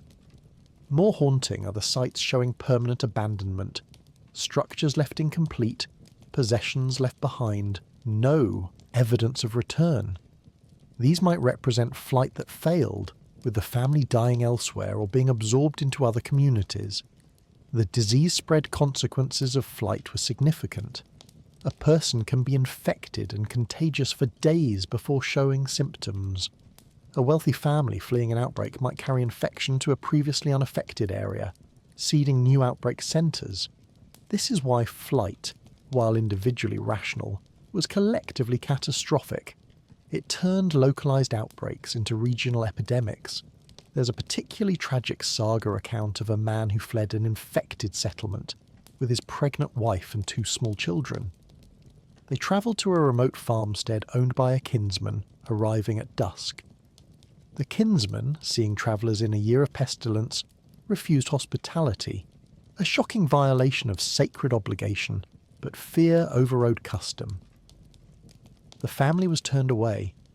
They sought shelter in a hay barn. The pregnant woman went into labour that night. Both she and the infant died. The man and his two children tried to return to their original settlement, but died on the road. Their bodies were found by travellers the following spring. The saga presents this as a cautionary tale about violating hospitality laws, but it also reveals how epidemic broke down the social structures that normally protected vulnerable people. Those who stayed, whether by choice or lack of choice, became the community's caretakers by default. These were disproportionately women, who couldn't abandon children, thralls, who had no legal right to leave, elderly people, who lacked the physical ability to journey, and the ethical few who chose obligation over safety. These were the people who nursed the sick, buried the dead, kept minimal agricultural work going, and tried to hold community structures together.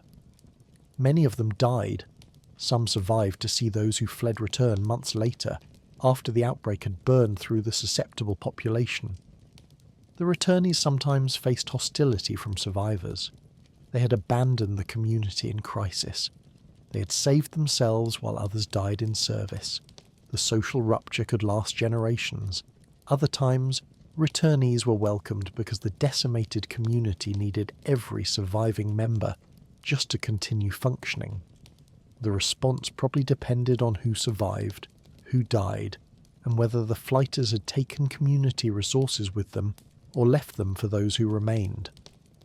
So when we think about modern evacuation orders during epidemic, about the privilege of quarantine, about working from home while essential workers risked exposure, these are old tensions. The ability to isolate safely has always been a function of wealth and social position. Vikings just experienced these inequalities without the language or structures to ameliorate them. Chapter 13. The Survivor's Mark. Let us consider those who recovered from epidemic disease, those whose fevers broke, whose coughs subsided, whose bodies somehow fought off infections that killed their neighbours. These survivors occupied a complex social position in Viking communities. They had something valuable, immunity. But they also bore marks, physical and social, that set them apart from those who'd never been sick. And in a culture that interpreted disease as supernatural punishment, survival could be as suspect as death. The most obvious mark was physical. Many epidemic diseases left visible scars. Smallpox, if it had reached Viking settlements, caused characteristic pockmark scarring. Typhus and spotted fever could leave skin discoloration. Severe illness often caused hair loss that grew back differently. Damage from high fever sometimes resulted in neurological changes, tremors, altered gait, changes in speech.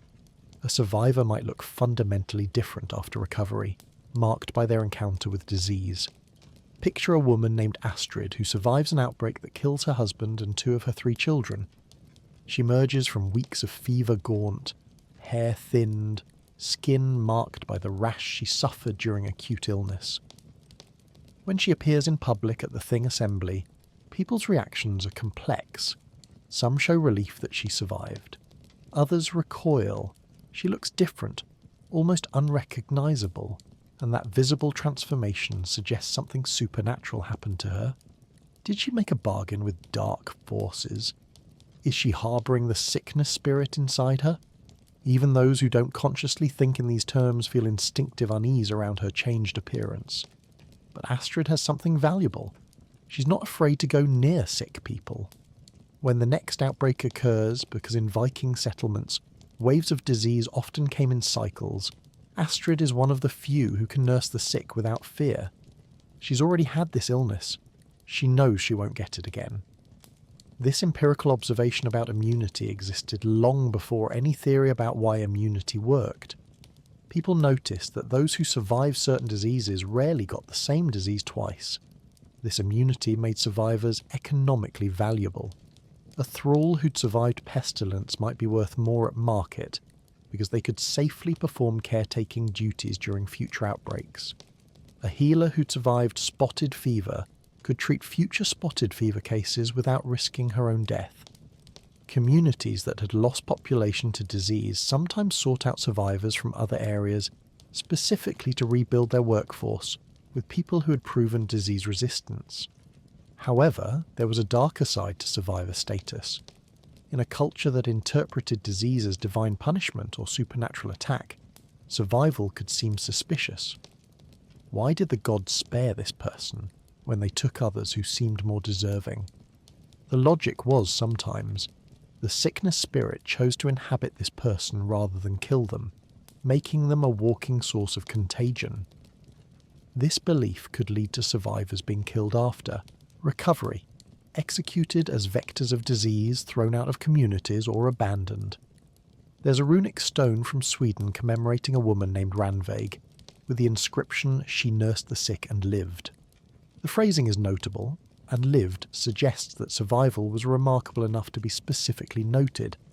The stone was commissioned by her descendants, suggesting she was honoured rather than feared.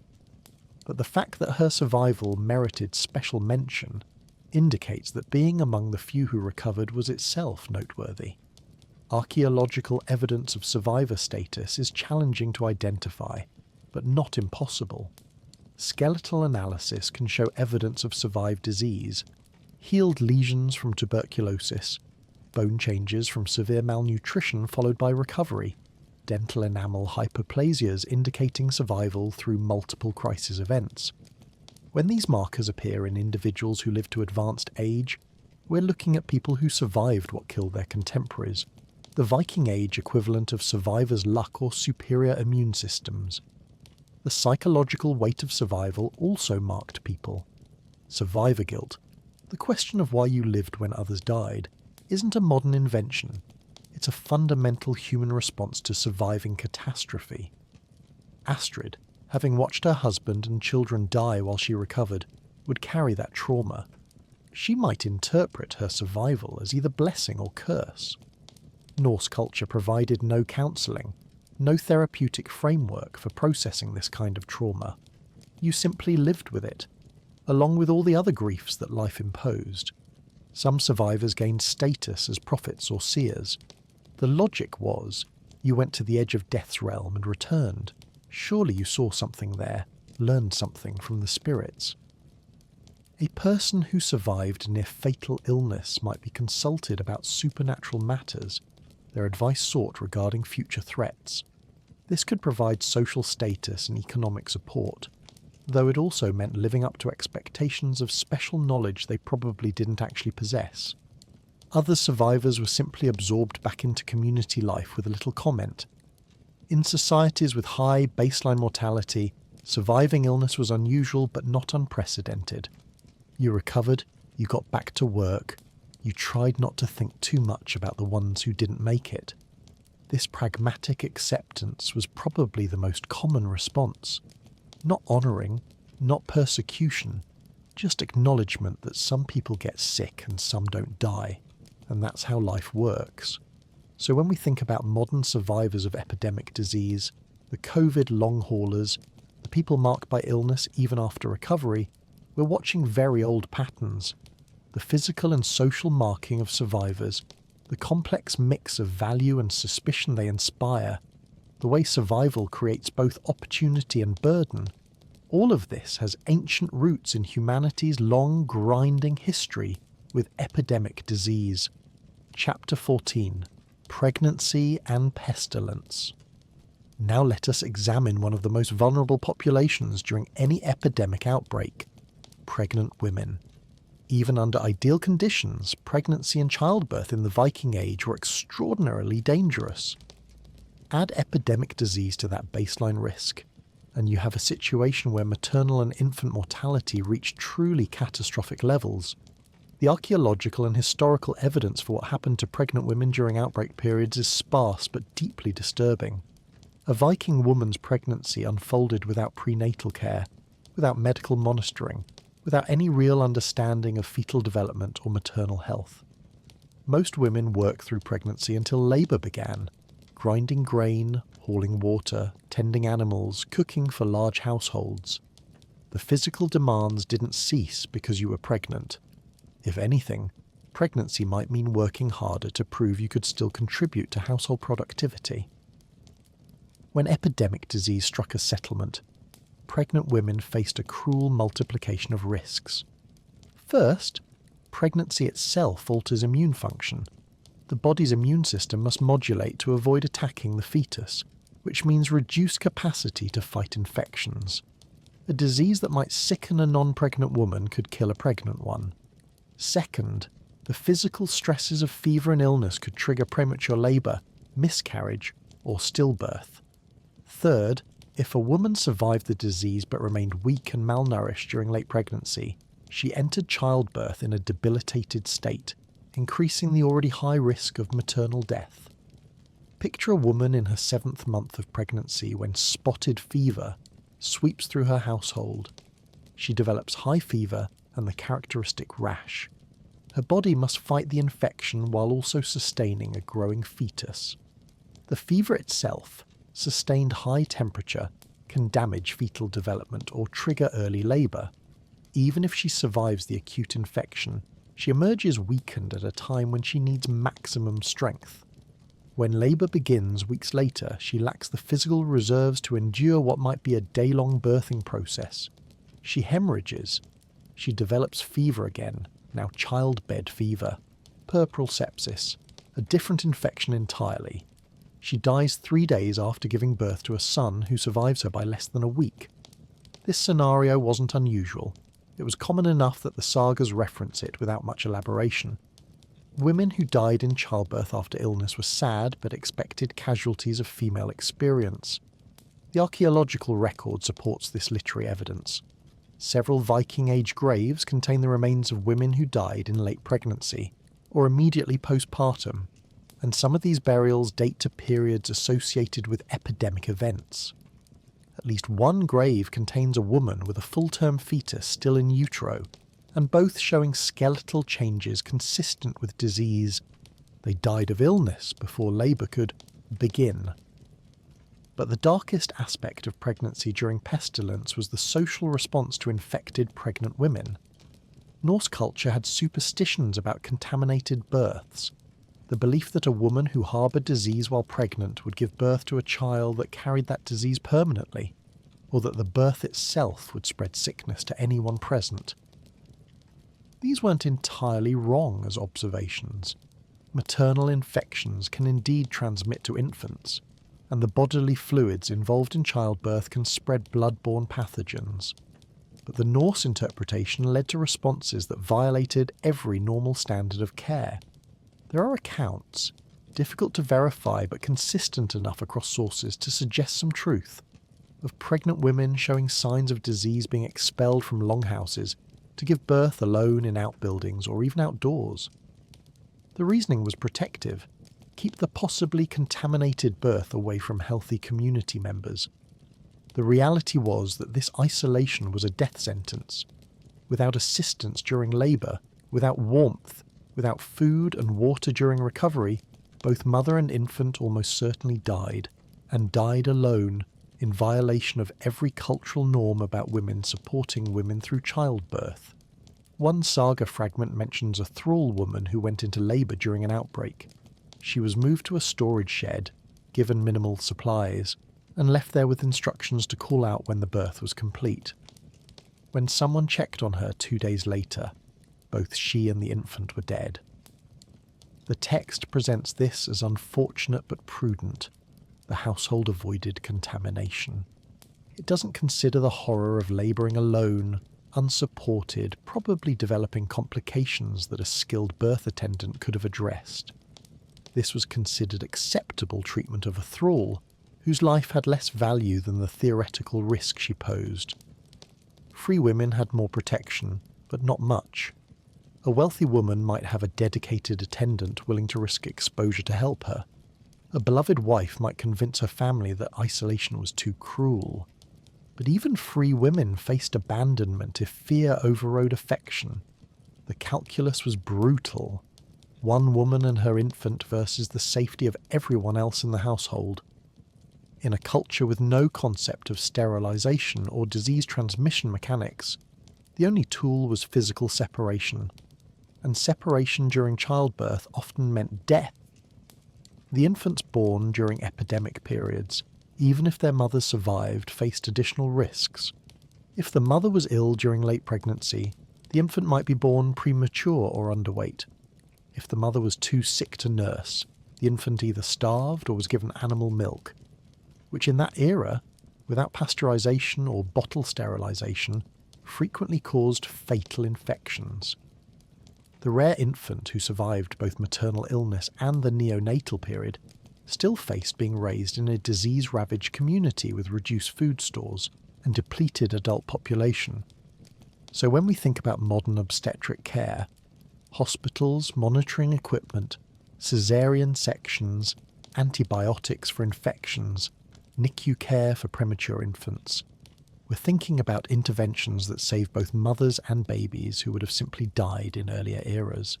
Viking women weren't physically weaker or less dedicated to their children's survival.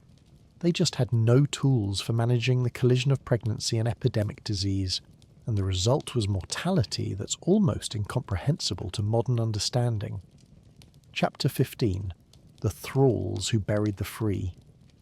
Let us end this batch by examining the population that bore the brunt of epidemic disease in Viking society, the thralls.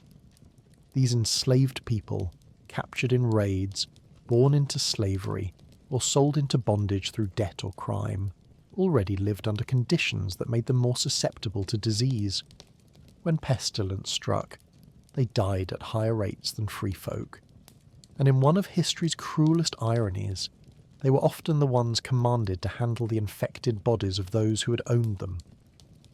A thrall's life was defined by malnutrition, overwork, inadequate shelter, and total lack of autonomy.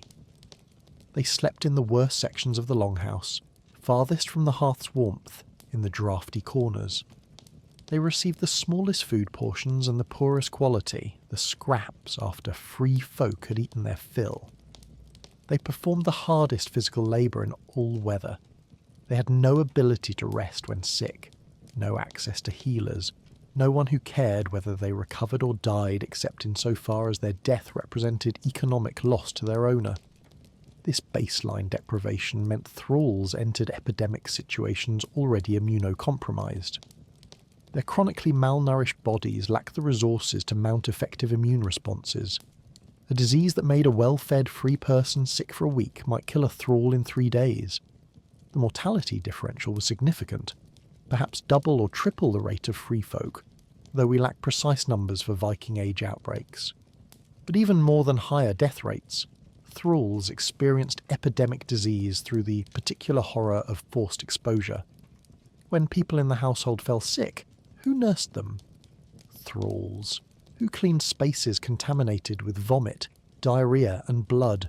Thralls. Who handled the bodies of the dead, washing them, moving them, digging graves?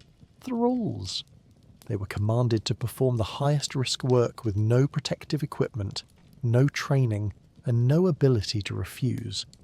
Picture a thrall named Bjorn, owned by a prosperous farmer. When coughing death strikes the household, Bjorn is ordered to care for the sick while the free folk try to maintain distance. He moves from patient to patient in the smoke-filled longhouse, giving water, changing fouled bedding, trying to keep fever sufferers comfortable. He breathes the exhaled breath of coughing patients. He handles contaminated materials. He gets perhaps 4 hours of sleep per night because sick people need constant attention. Within a week, he's infected. He continues working because stopping work isn't an option. He dies 12 days after the first household member fell sick. His body is disposed of with minimal ceremony. He's property that has ceased functioning, not a person whose death merits mourning. He's buried in an unmarked grave, probably in a mass pit with other thralls and possibly free folk who died in the same outbreak. His story survives nowhere in the historical record except in the anonymous statistics of human mortality. He has no memorial stone, no saga mention, no acknowledgement that he existed except in the faint archaeological traces of his bones, if they happen to be excavated 1,000 years later. Some evidence suggests that during overwhelming outbreaks, thralls were simply locked into structures with the dead and dying, not as punishment, but as a crude quarantine measure. If the thralls were already exposed and likely infected, the logic went, keep them confined with the infected rather than risk their spreading disease throughout the settlement.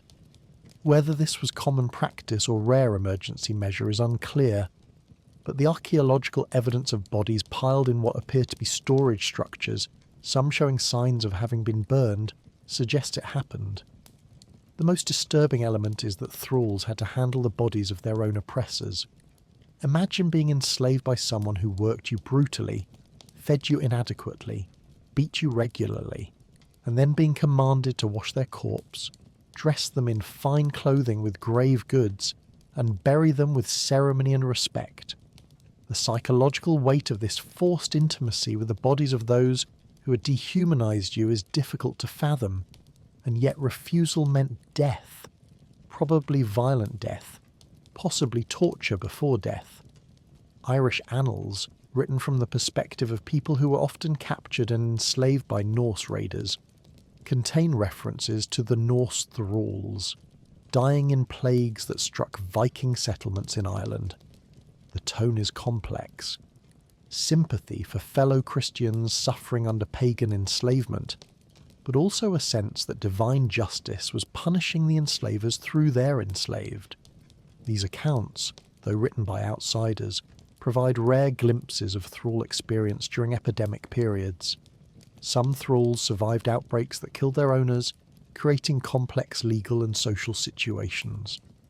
A thrall whose master and the master's entire family died might technically be free. Thraldom was a property relationship, and with no owner, some argued the thrall reverted to freedom. Other legal traditions held that the thrall became property of the master's kinsman. Occasionally, a thrall might exploit the chaos of epidemic to escape, fleeing to another region where their slave status was unknown. These were rare opportunities carved from catastrophe. So when we consider modern healthcare workers, their exhaustion, their trauma, their disproportionate exposure to disease, we should remember that this is an ancient pattern. The most vulnerable have always been pushed to the front lines of epidemic response, whether by enslavement, poverty, or social marginalisation.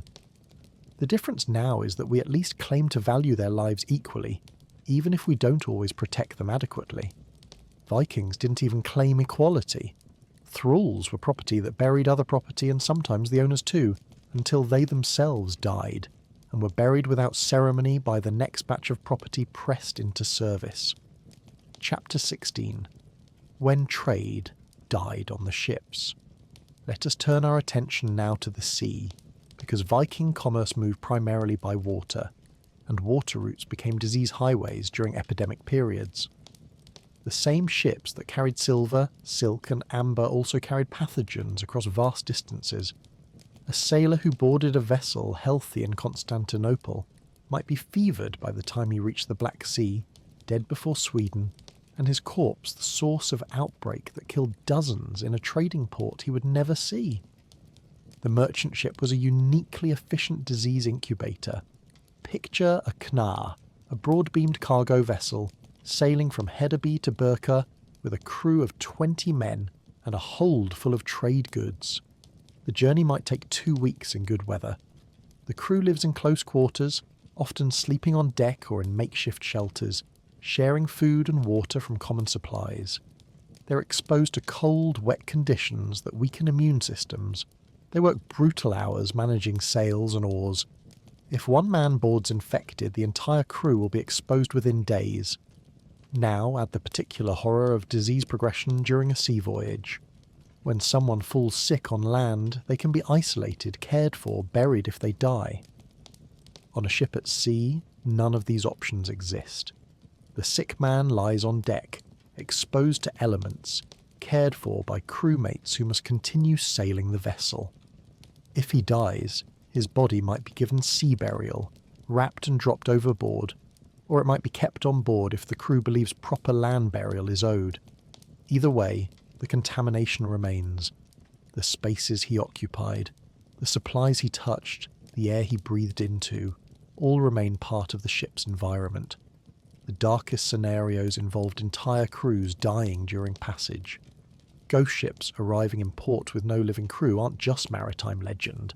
They appear in enough historical sources to suggest they actually occurred. A vessel would be spotted drifting, sails unfurled but no one at the helm. When harbour masters or merchants boarded to investigate, they'd find bodies in various states of decay. Sometimes the cargo was intact and valuable. Sometimes it had been looted by pirates who boarded first, not knowing they were stealing from plague dead. Either way, anyone who boarded a ghost ship risked infection from whatever had killed the crew. There's a fascinating account from Byzantine trade records of a period around 850 CE, when ships from the north ceased arriving, for 3 consecutive trading seasons. The text doesn't explain why. Byzantine chroniclers weren't interested in whatever problems barbarians were having back home, but the timeline corresponds to Scandinavian sources mentioning the Great Sickness that killed many and stopped the summer voyages. The best interpretation is that epidemic disease so thoroughly disrupted Norse trading operations that long-distance commerce temporarily collapsed. Consider the economic ripples. A trading port like Birka depended on regular ship arrivals bringing goods, news and customers.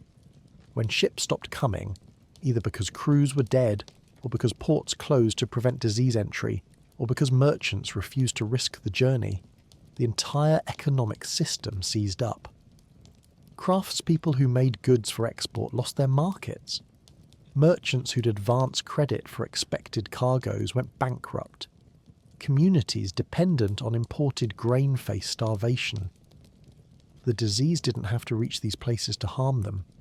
Mere disruption of trade networks was sufficient.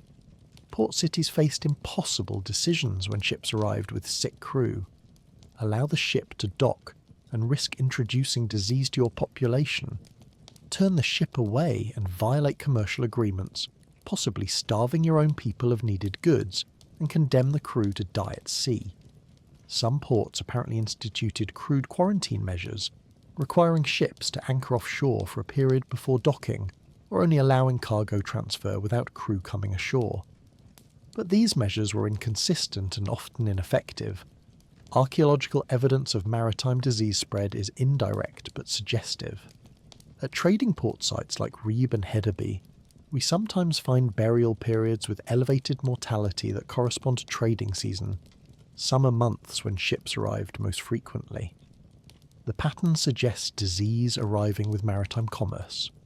Chemical analysis of skeletal remains can sometimes identify diseases like tuberculosis or leprosy that would have been carried between populations through trade contact. So when we think about modern cargo ships with their crews, about port health inspections, about the international disease monitoring systems that track outbreaks, we're looking at hard-won infrastructure built on millennia of maritime disease transmission. Vikings traded across vast distances with no health protocols whatsoever, and they paid for that connectivity with regular epidemic outbreaks that travelled at the speed of sail. Chapter 17. The herbs that didn't work. Let us spend some time examining the herbal remedies that Viking Age healers used to treat epidemic disease, because this is where empirical observation collided with magical thinking, in ways that sometimes helped, sometimes hurt, and often did nothing at all. The Norse pharmacopoeia was extensive, dozens of plants gathered, dried, and prepared into treatments for various ailments. Some of these preparations had genuine medicinal value, many did not, and the reasoning behind which herb was used for which condition often had nothing to do with the plant's actual properties. Picture a healer's workspace during an epidemic. Clay pots contain dried herbs gathered during the previous summer.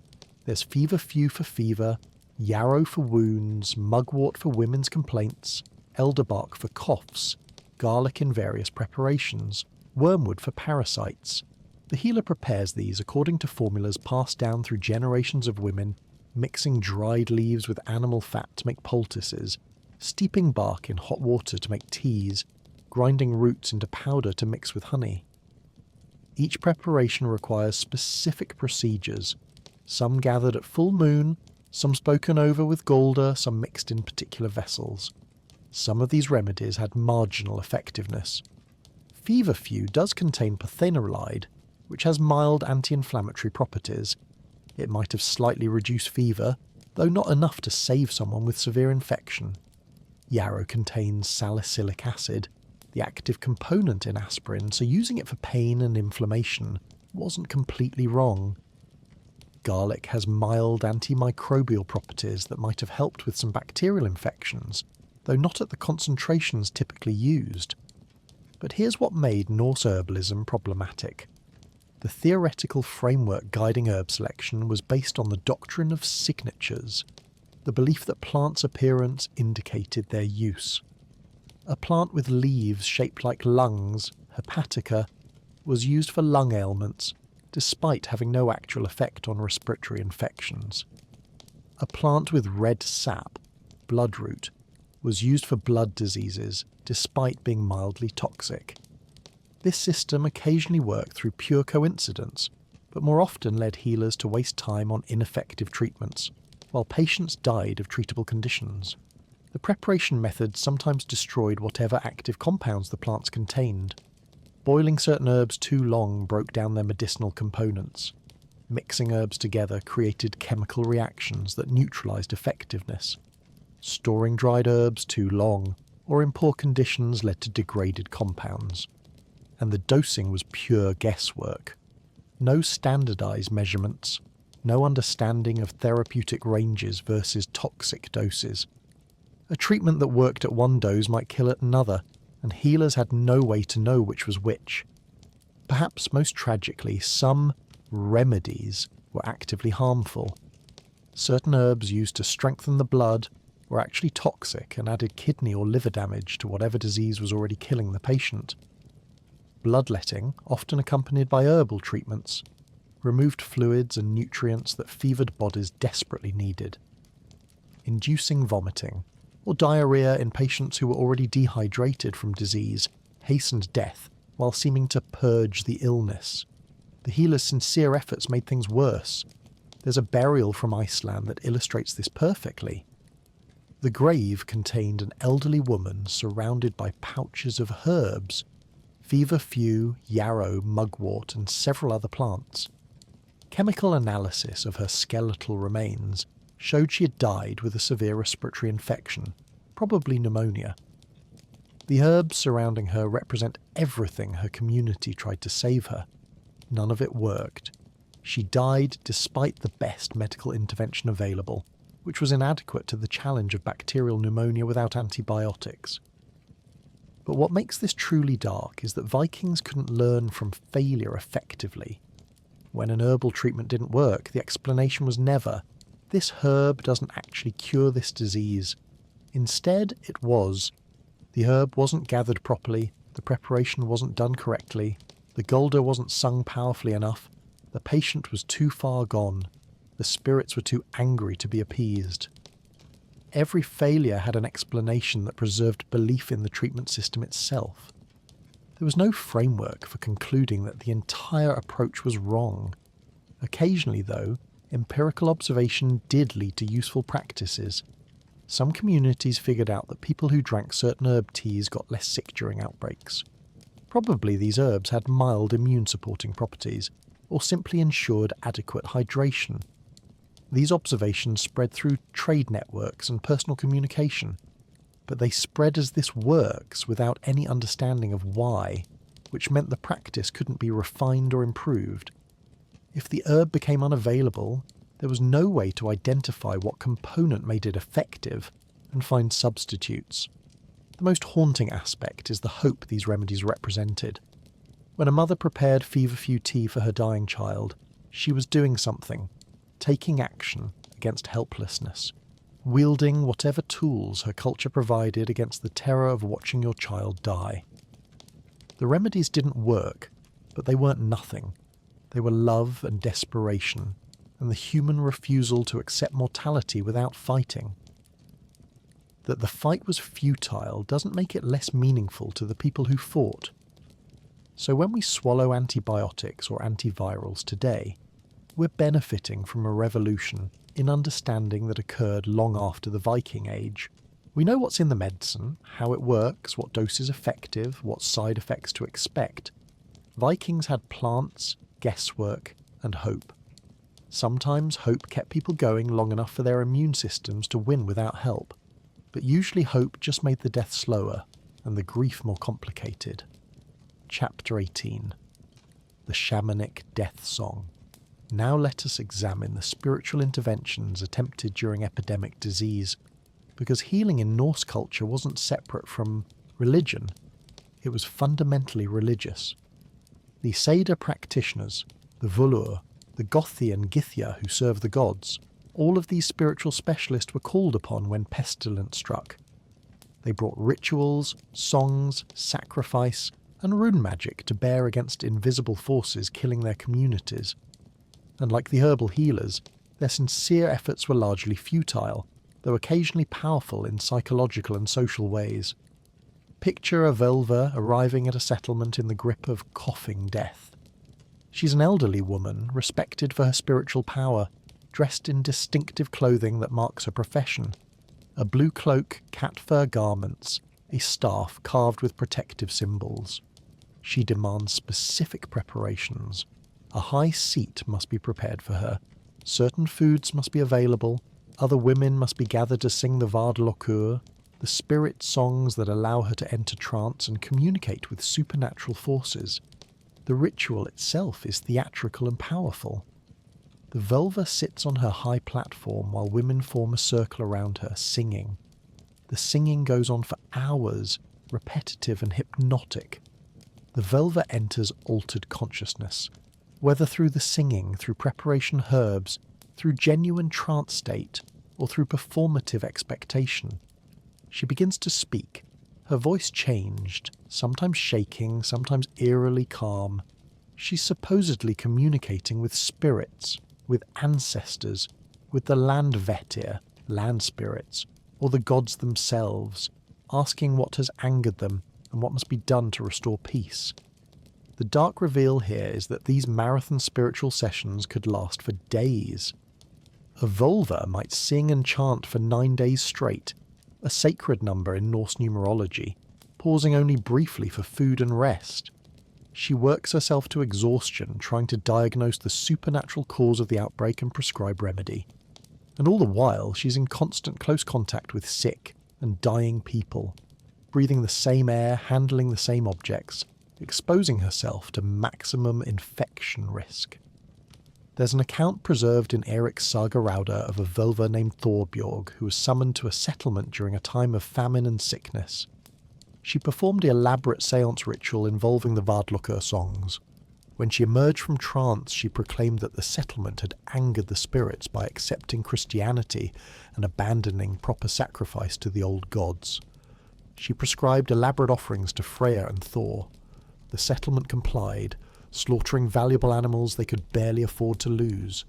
The pestilence continued. Thorbjorg kept performing rituals, kept prescribing offerings, kept working until she herself fell sick. She died after 10 days of fever, having accomplished nothing except depleting the settlement's resources and exposing herself fatally. But the community remembered her as heroic. Her death was interpreted not as failure, but as sacrifice. She had wrestled with malevolent spirits so intensely that they struck her down. Her memoria was honoured. This reinterpretation of failure as martyrdom was psychologically necessary for communities whose entire worldview depended on spiritual power being real and effective. If the vulva's magic didn't work, the cognitive dissonance was unbearable. Better to believe she succeeded at a spiritual level, even if people kept dying at the physical level. The rune magic practiced during outbreaks shows similar patterns. Healers would carve protective runes on door frames, on beds, on objects the sick handled. Specific runic formulas were believed to repel disease spirits. The Thurisaz rune for protection against giants and trolls, the Algiz rune for divine protection, bind runes combining multiple runes for amplified power. Archaeological excavations have found wooden objects with these protective inscriptions, sometimes from context that can be dated to epidemic periods. But here's the truly dark aspect. These spiritual interventions required community participation and resources exactly when both were most strained. A proper Seder ceremony needed multiple people for the singing circle. It required specific rare foods as offerings. It demanded attention and energy from people who were exhausted from nursing the sick and burying the dead. The rituals designed to save the community sometimes hastened its collapse by consuming resources needed for basic survival. Some practitioners apparently recognized their limitations. There are saga accounts of healers who refused to work during certain outbreaks, claiming the spirits involved were too powerful or that the cosmic forces were simply beyond human influence. These refusals were sometimes honoured, acknowledging that even magic has limits, but sometimes led to the healer being accused of cowardice or of being complicit in causing the outbreak through their refusal to fight it. So when we think about the placebo effect, about the psychological benefits of ritual, about community bonding through shared spiritual practice, these are real effects that Norse spiritual medicine did provide. The dying received comfort knowing everything possible was being done. The community felt less helpless when taking spiritual action. But these psychological benefits didn't stop the spread of actual pathogens. The spirits the Valur wrestled with weren't really there, and the songs they sang, however beautiful, didn't cure bacterial or viral infections. The shamanic death song was sometimes literal, healers singing themselves to death, fighting invisible enemies that existed only in their cultural cosmology. Chapter 19. The Breaking of Hospitality Laws. Let us examine one of the most profound social ruptures caused by epidemic disease, the collapse of hospitality customs. Norse culture treated hospitality as a sacred obligation enforced by divine law. To turn away a traveller seeking shelter was to violate fundamental cosmic order. But when pestilence made strangers potential disease vectors, communities faced a terrible choice: uphold sacred values and risk death, or protect themselves and violate the codes that defined them as civilized people. This tension tore at the fabric of Viking society in ways that outlasted the outbreaks themselves. Imagine a farmstead on a cold autumn evening. A stranger approaches, a merchant perhaps, or a wanderer, or a refugee from a distant settlement. Under normal circumstances, hospitality law is clear. You provide shelter, food and protection to any traveller who asks. Refusing hospitality brings shame to your household and potentially divine punishment. The god Odin himself was said to wander in disguise, testing people's adherence to hospitality codes. To turn away a stranger might be to turn away a god. But these aren't normal circumstances. Rumours have been spreading about the spotted sickness, moving through settlements to the north. Your household is healthy. Your children are alive. This stranger might be infected, might be fleeing an outbreak, might carry death in his breath and on his clothing. What do you do? The historical record suggests many chose violation of hospitality over risk of disease. Sagas contain accounts of travellers being turned away at spear point, sometimes killed outright if they persisted in seeking entry. These accounts are told with clear moral discomfort. The narrators recognise they're describing behaviour that violates core values. But the accounts exist, which means the behaviour happened frequently enough to warrant mention.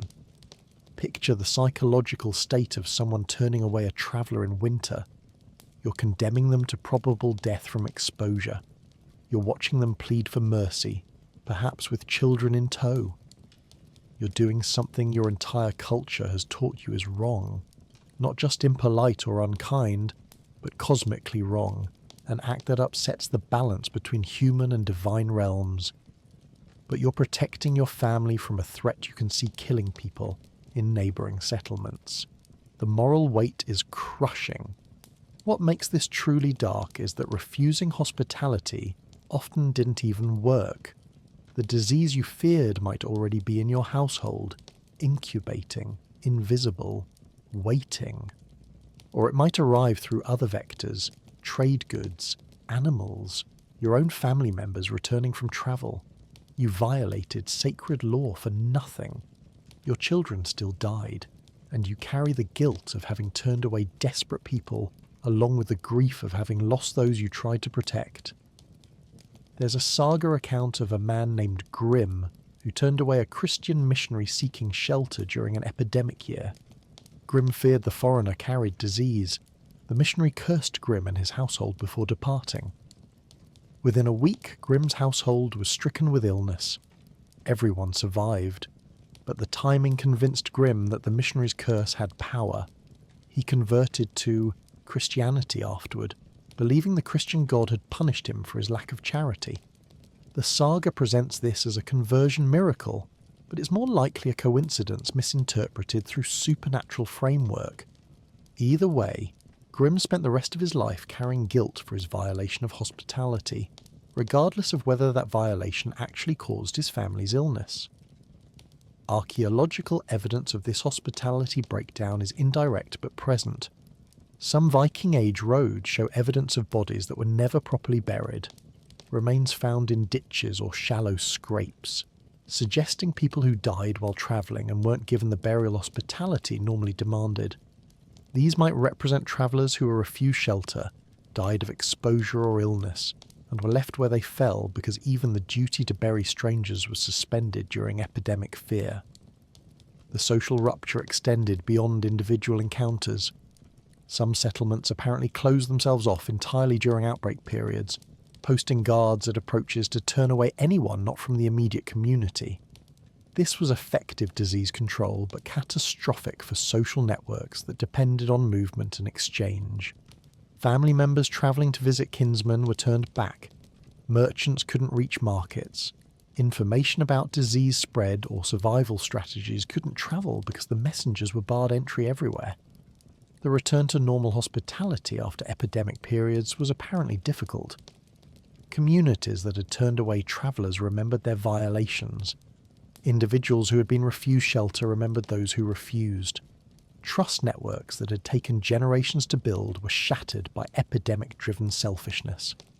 Some settlements apparently never fully recovered their social cohesion. The memory of who helped and who refused creating permanent rifts. So when we see modern communities struggling with how to treat outsiders during epidemic, debates about closing borders, about who deserves medical care, about balancing compassion with safety, we're watching very old tensions. The Vikings, despite their fierce reputation, valued hospitality as a sacred duty. Epidemic disease made them choose between dying as good people or surviving as oath breakers. Many chose survival and lived with the moral weight of that choice for the rest of their lives. Chapter 20: The Winter That Followed Plague. Let us consider what happened after epidemic mortality ended, because the immediate outbreak was often just the beginning of catastrophe. The winter following a severe pestilence year might kill more people than the disease itself, not through infection, but through the systematic collapse of survival infrastructure the epidemic had destroyed. This is where we see the true measure of how deadly epidemic disease was to Viking Age communities. Picture a Norwegian farmstead in autumn, after an outbreak has run its course. The acute illness has passed. No new cases have appeared in weeks. Survivors begin trying to return to normal life, but normal no longer exists. The household that began the year with 45 people now has 21. 3/4 of the children are dead. Most of the elderly are dead. Several of the working age adults are dead. The physical work of survival must now be accomplished by less than half the original workforce. The harvest that should have happened during the epidemic didn't. Fields went unattended during critical weeks. Grain rotted in unharvested stalks. Hay wasn't cut and dried for winter fodder. Root vegetables weren't dug. The fishing season was missed. Surplus animals that should have been slaughtered and preserved went unprocessed. The community faces winter with perhaps a third of the food stores it needs to survive until spring. The livestock situation compounds the problem. During the epidemic, when people were too sick to work, animals received inadequate care. Cows went unmilked and their production dropped. Chickens went unfed and stopped laying. Draft animals weakened from malnutrition can't perform the heavy labour needed for recovery. The breeding stock is depleted. Animals that should have been kept for reproduction were slaughtered in desperation during the epidemic, or died from neglect. Rebuilding herds will take years, but here's the truly brutal calculus. The survivors must decide who lives and who dies this winter. With limited food, you can't feed everyone adequately. You can feed the strong workers full rations, letting them maintain strength for essential labour, while giving children and elderly reduced rations. Or you can distribute equally and watch everyone weaken together. Neither choice is morally acceptable. Both are pragmatically necessary. Archaeological evidence of post-epidemic famine is subtle but present. Skeletal remains from the season following known epidemic periods show signs of acute malnutrition, growth arrest, enamel hyperplasias, bone density loss. These markers appear even in individuals who show no signs of the disease that killed others, suggesting they survived the epidemic only to die slowly of starvation in its aftermath. In some cases, Post-epidemic mortality exceeded epidemic mortality, though it played out over months rather than weeks. The labour shortage created cascading problems. Buildings that needed repair before winter went unmaintained. Roofs leaked, walls admitted drafts. The cold that had always been merely uncomfortable became lethal. Equipment that broke couldn't be fixed for lack of skilled workers. Firewood that should have been gathered months ago wasn't, leaving households chronically short of heat and cooking fuel. The dying didn't stop when the disease stopped. It just shifted from infection to exposure, malnutrition, and accidents caused by overworked, exhausted survivors trying to do impossible amounts of work. Some settlements apparently made collective decisions to consolidate, multiple depleted households joining together to pool resources and labour. This made practical sense, but was emotionally devastating. Moving into the longhouse where your children died, or asking plague survivors to abandon ancestral holdings to join your household, required overcoming profound trauma and social awkwardness. But survival demanded it, so it happened. The winter also brought psychological collapse. Survivors who had functioned during crisis often fell apart once the immediate threat passed. Depression, what we might now recognise as PTSD, survivor's guilt, all of these made people unable to work effectively exactly when maximum effort was required. Some survivors apparently gave up entirely, dying not from physical causes but from simply ceasing to try to live. The sagas occasionally reference people who lost their will to live after pestilence, lying down and not rising again despite having survived the illness itself. There's a particularly haunting archaeological site in Iceland, an abandoned farmstead dated to the late 9th century. Excavation showed it was occupied through the summer, then abandoned in early winter. Tools were left scattered, food stores were present but minimal. Everything suggests hurried departure. The best hypothesis is that a depleted household realised in November that they lacked resources to survive winter and fled to another settlement, hoping to be absorbed as dependent workers. Whether they survived the journey or the winter is unknown. The farmstead was never reoccupied. Some communities did recover. With adequate food stores, with enough surviving workers, with a bit of luck regarding weather and no additional crises, a settlement could rebuild. Within a generation, population might return to pre-epidemic levels through births and immigration. But some settlements never recovered. The winter killed the last survivors. The holding was abandoned. Within a decade, buildings collapsed and nature reclaimed the space. The community ceased to exist except in place names and distant memories. So when we think about the long-term economic effects of epidemic disease, about the years-long recovery periods after major outbreaks, about the communities that never bounce back, these aren't modern phenomena. Vikings experienced them too. The difference is that Vikings had no government assistance, no food aid programs, no way to import supplies from unaffected regions, no safety net except the cohesion of their immediate community.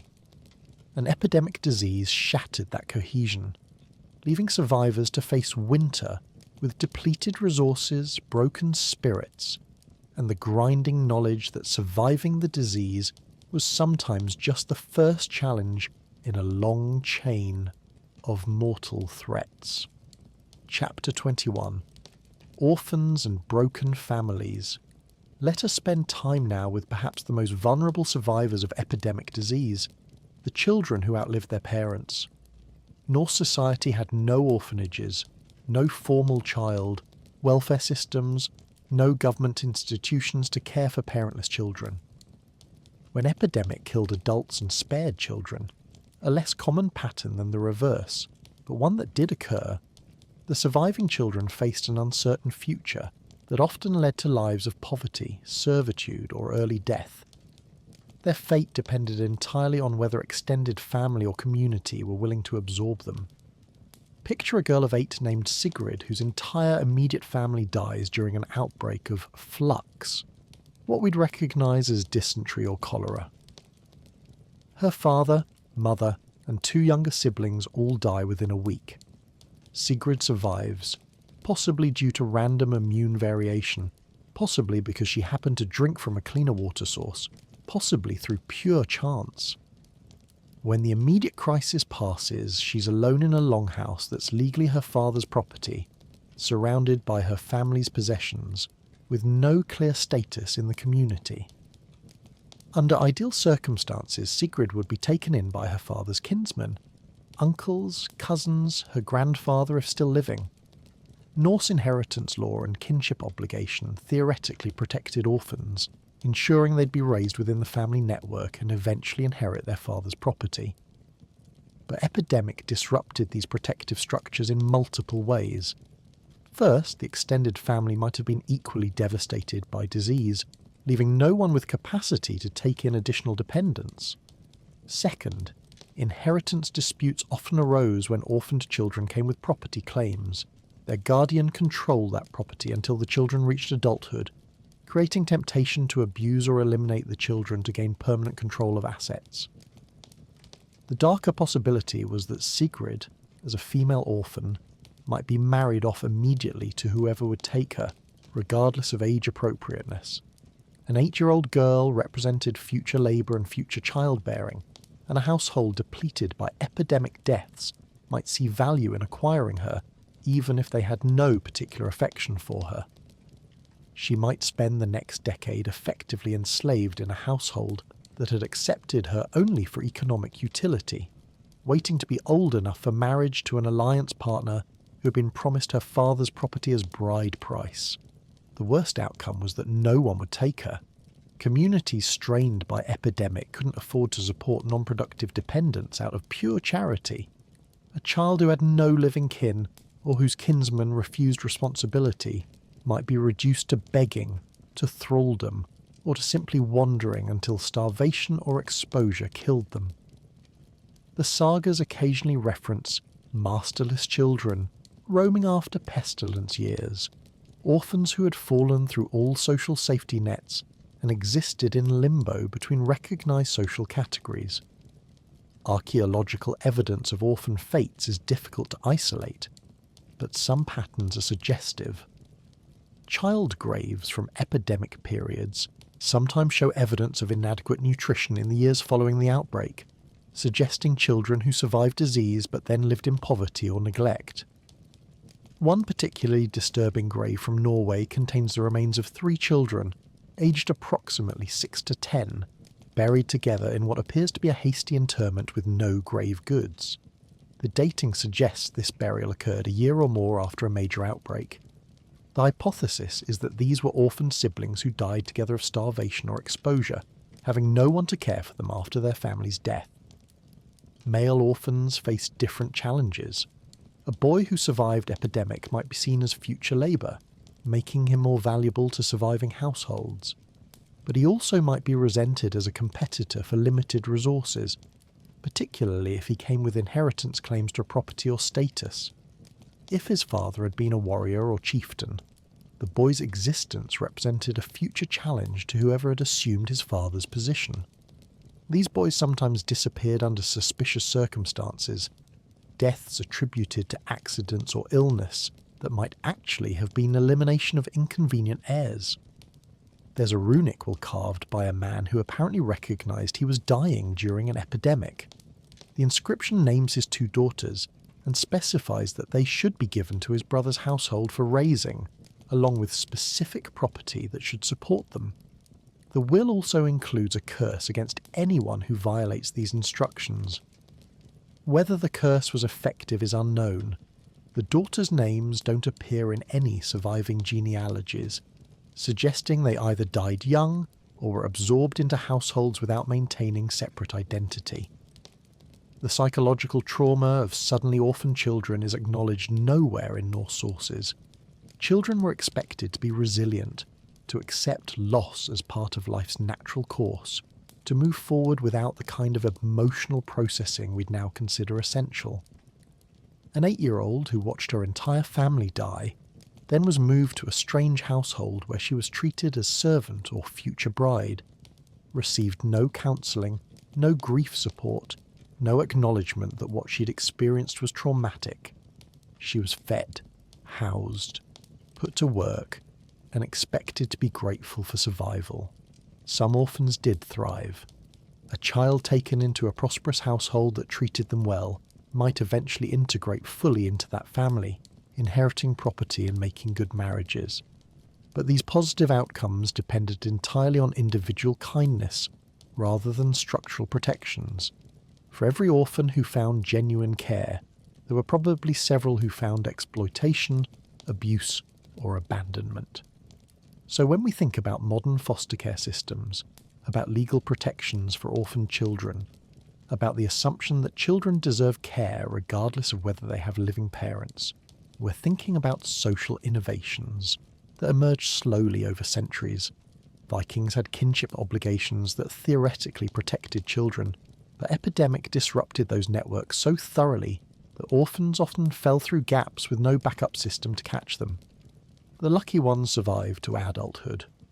The unlucky ones became nameless casualties buried without ceremony in unmarked graves that archaeologists occasionally stumble upon 1,000 years later.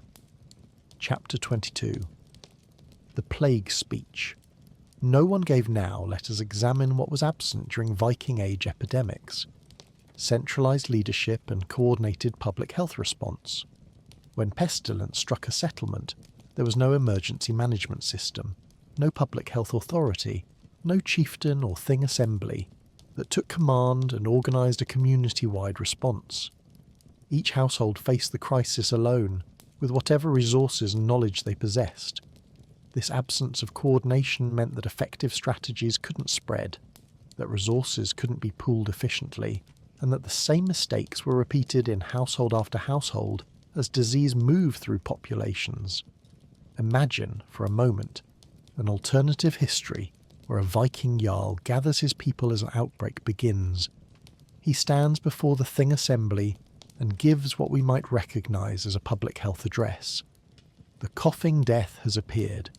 We must separate the sick from the healthy. We must boil all drinking water. We must avoid gathering in enclosed spaces.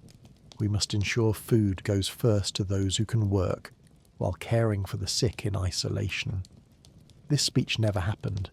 The concepts it contains, quarantine, water sanitation, resource prioritisation, didn't exist in Norse cultural framework. The closest equivalent was religious leadership.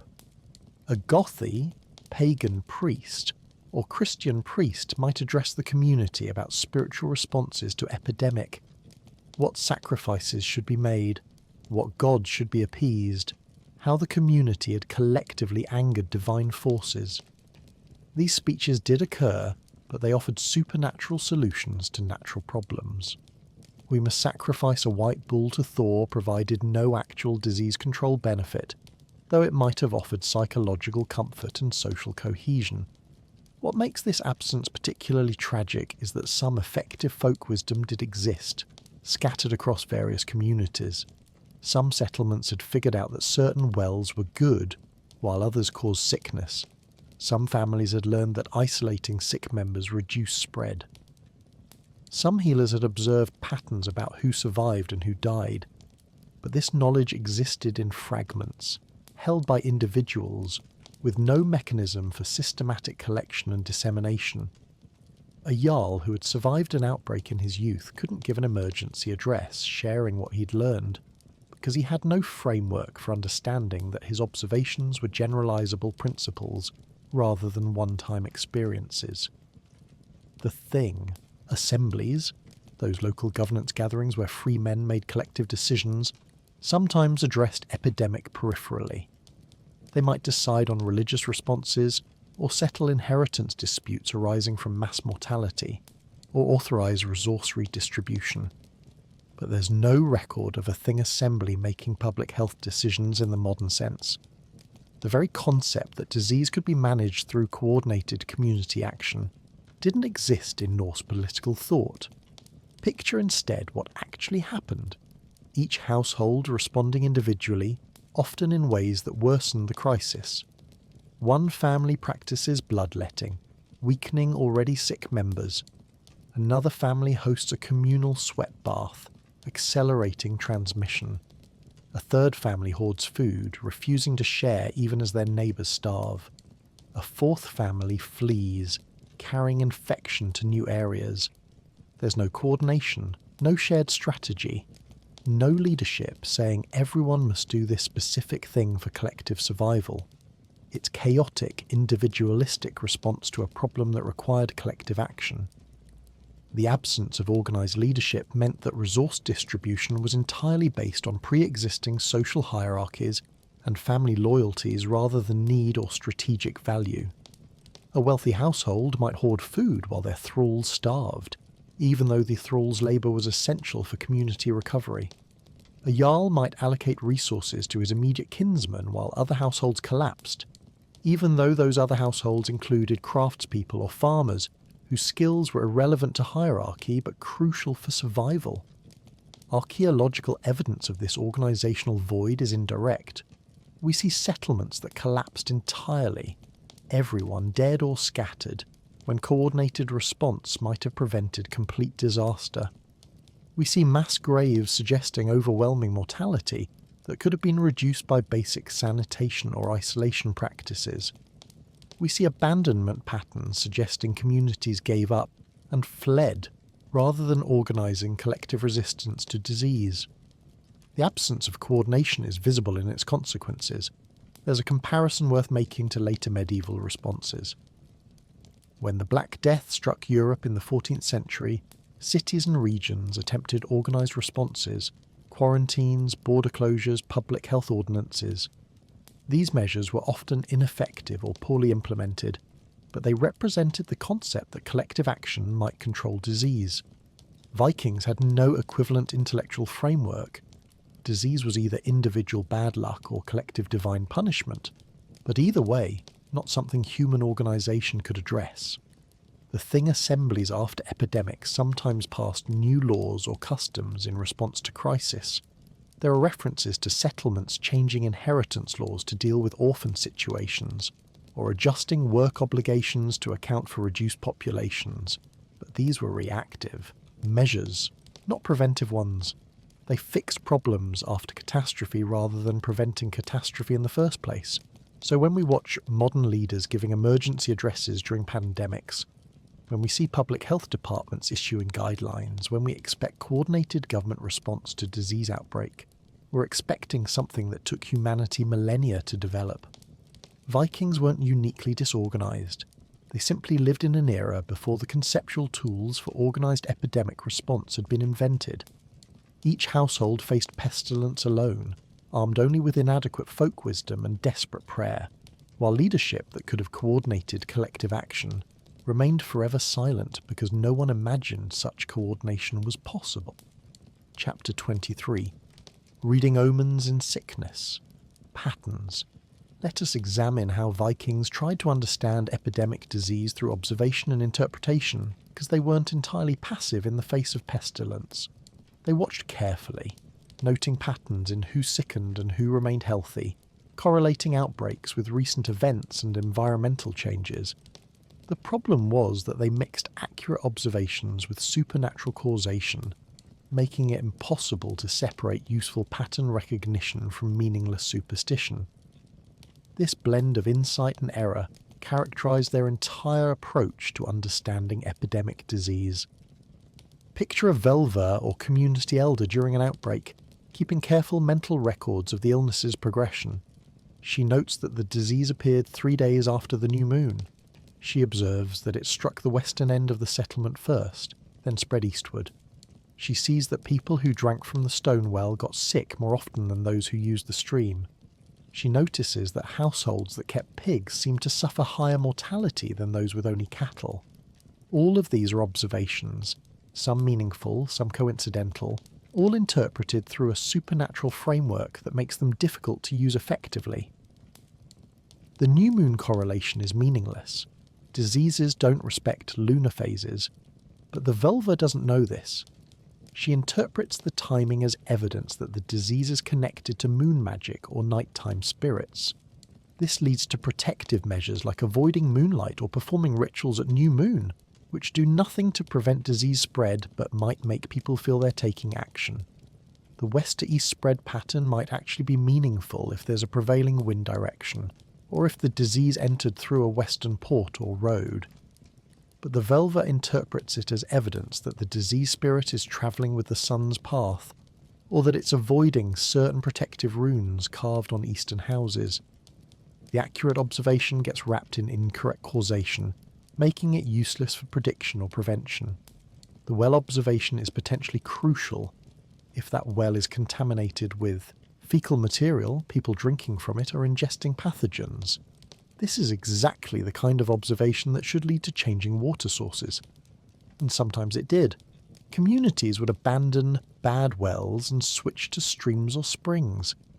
But without understanding why the well was bad, they couldn't prevent the problem from recurring or protect other wells from contamination. The pig observation might be coincidence, or it might reflect actual disease transmission if the illness was zoonotic and pigs were vectors. But interpreting it as pigs anger the gods or pig spirits bring sickness leads to slaughtering all pigs, which might accidentally interrupt disease transmission, but also eliminates a valuable food source and breeding stock. The right action for the wrong reason, with costs that might outweigh benefits. What makes this pattern reading particularly dark is how it could lead to escalating superstition. When initial interpretations didn't produce solutions, people developed increasingly baroque explanations. The disease isn't just moon-related, it's specifically caused by dishonouring a promise made during a previous new moon. The disease isn't just from the well, it's because someone buried a cursed object near the well 3 summers ago. Each explanatory layer adds complexity, while moving further from useful understanding. There's evidence that some communities kept what we might call disease chronicles, oral traditions or runic markings that recorded outbreak years and their characteristics. References appear in sagas to years named for particular diseases. The spotted fever year, the year of the flux, the coughing winter. This suggests an attempt at epidemiological record keeping, though without scientific framework to make that data useful. Some observations were surprisingly accurate despite misinterpretation. Communities noted that disease often followed periods of hunger, which is correct, as malnutrition weakens immune systems. They attributed this to spirits preying on weakened people, which is wrong mechanistically but right about the correlation. They observed that disease spread through household contact, correct, but interpreted it as evil spirits jumping between people or curses spreading, missing the actual mechanism of pathogen transmission. The attempt to read omens in animal behaviour shows similar mixing of observation and superstition. People noted that rats seemed agitated before plague struck. Possibly rats were indeed responding to increased bacterial load in their environment, making this a legitimate early warning sign. But interpreting rat behaviour as rats fleeing from approaching evil spirits, rather than rats reacting to environmental pathogens, led to missing the crucial insight that rats themselves might be vectors. Archaeological evidence occasionally preserves these attempted predictions. Some settlements show evidence of hasty fortification, or closing of certain buildings just before periods of high mortality, suggesting they saw the disease coming and tried to prepare, though their preparation methods were ineffective. Protective runes carved in doorways date to periods just before major outbreaks, indicating attempts at spiritual prophylaxis based on reading supposed warning signs. So when we think about modern epidemiology, the statistical analysis, the contact tracing, the environmental monitoring, we're seeing the culmination of millennia of trying to understand disease patterns. Vikings were engaged in the same project, but they lacked the conceptual tools to separate correlation from causation, to distinguish meaningful patterns from noise, to build theories that could be tested and refined. They noticed some of the right things, but reached mostly wrong conclusions, and their communities paid for that confusion in mass graves and abandoned settlements. Chapter 24.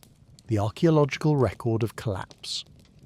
Now let us examine what remains in the ground, the physical evidence that archaeologists uncover when they excavate Viking Age sites.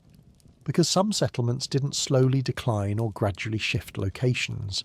They collapsed suddenly, catastrophically. during or immediately after epidemic outbreaks. The archaeological signature of these collapses is distinctive: abandoned structures, interrupted activities, demographic erasure.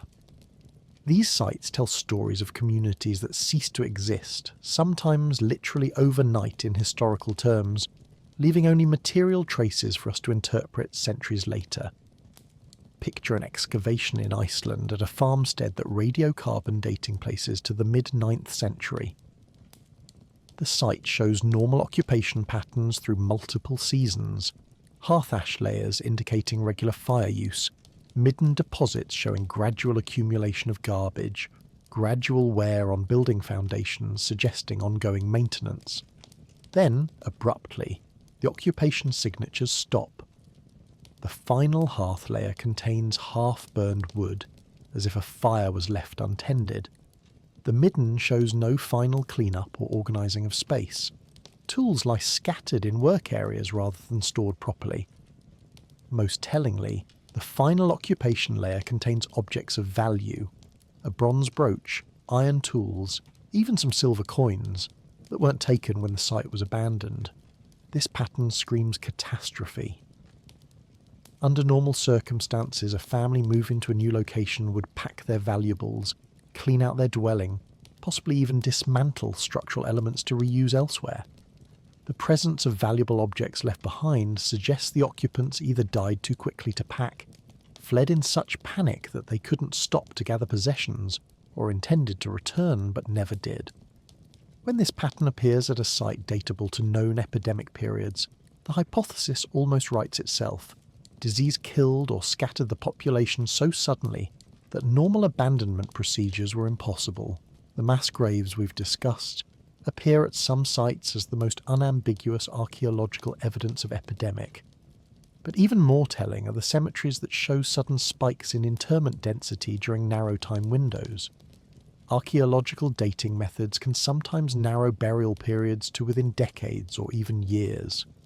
When a cemetery shows, say, 40% of its total burials occurring within what appears to be a single season or year, with the rest spread across a century, you're looking at mass mortality event. The burials themselves often show characteristics of crisis: reduced grave goods, unusual body positioning, evidence of hasty excavation.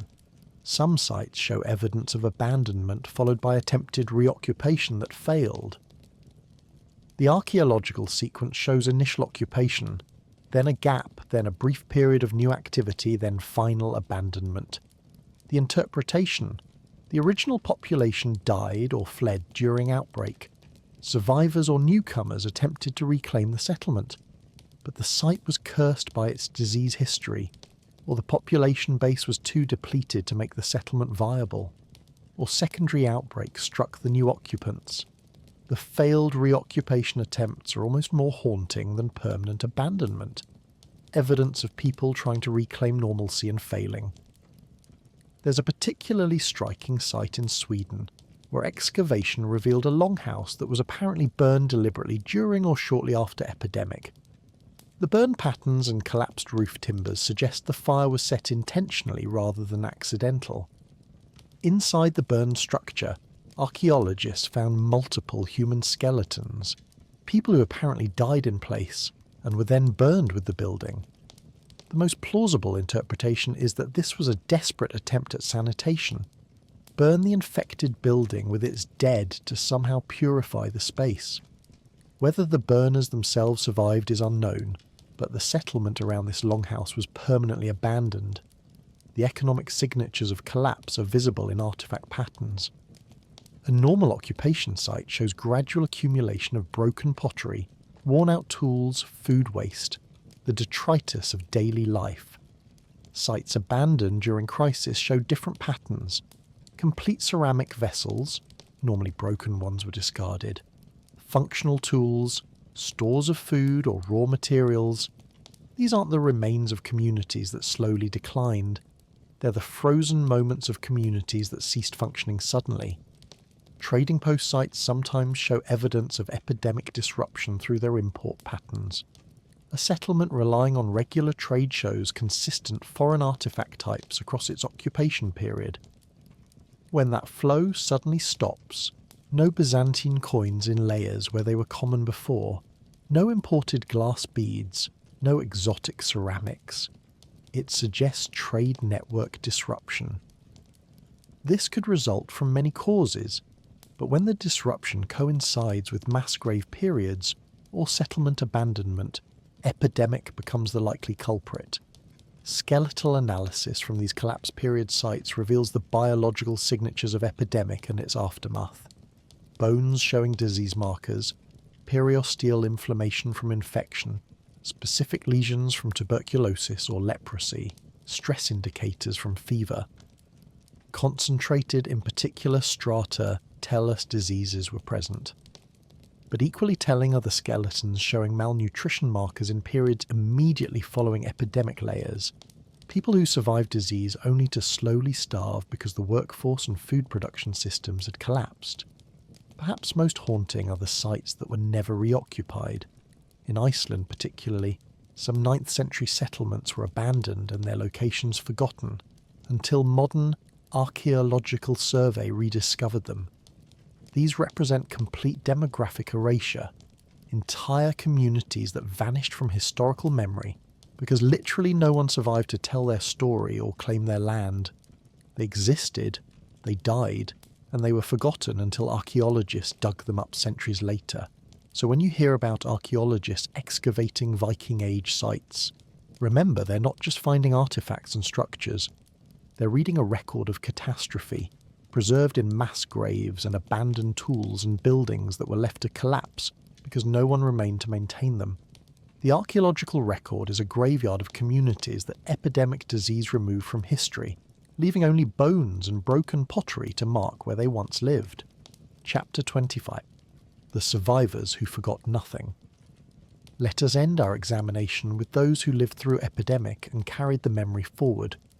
The survivors who told stories, carved memorial stones, and transmitted the trauma of pestilence to subsequent generations. Because Viking Age epidemics didn't just kill people in the moment, they created cultural scars that lasted for decades or centuries. The oral traditions, the saga accounts, the runic inscriptions commemorating the dead, all of these preserve evidence of how deeply epidemic carved itself into Norse cultural memory. Picture an elderly woman named Thora in the year 910, telling her grandchildren about the great sickness that struck when she was a girl. Her voice carries the weight of personal trauma as she describes watching her parents and siblings die, spending weeks nursing fevered family members, burying bodies in hastened graves. She remembers specific details, the smell of the sick room, the sound of her mother's last breath, the sight of the mass grave being filled.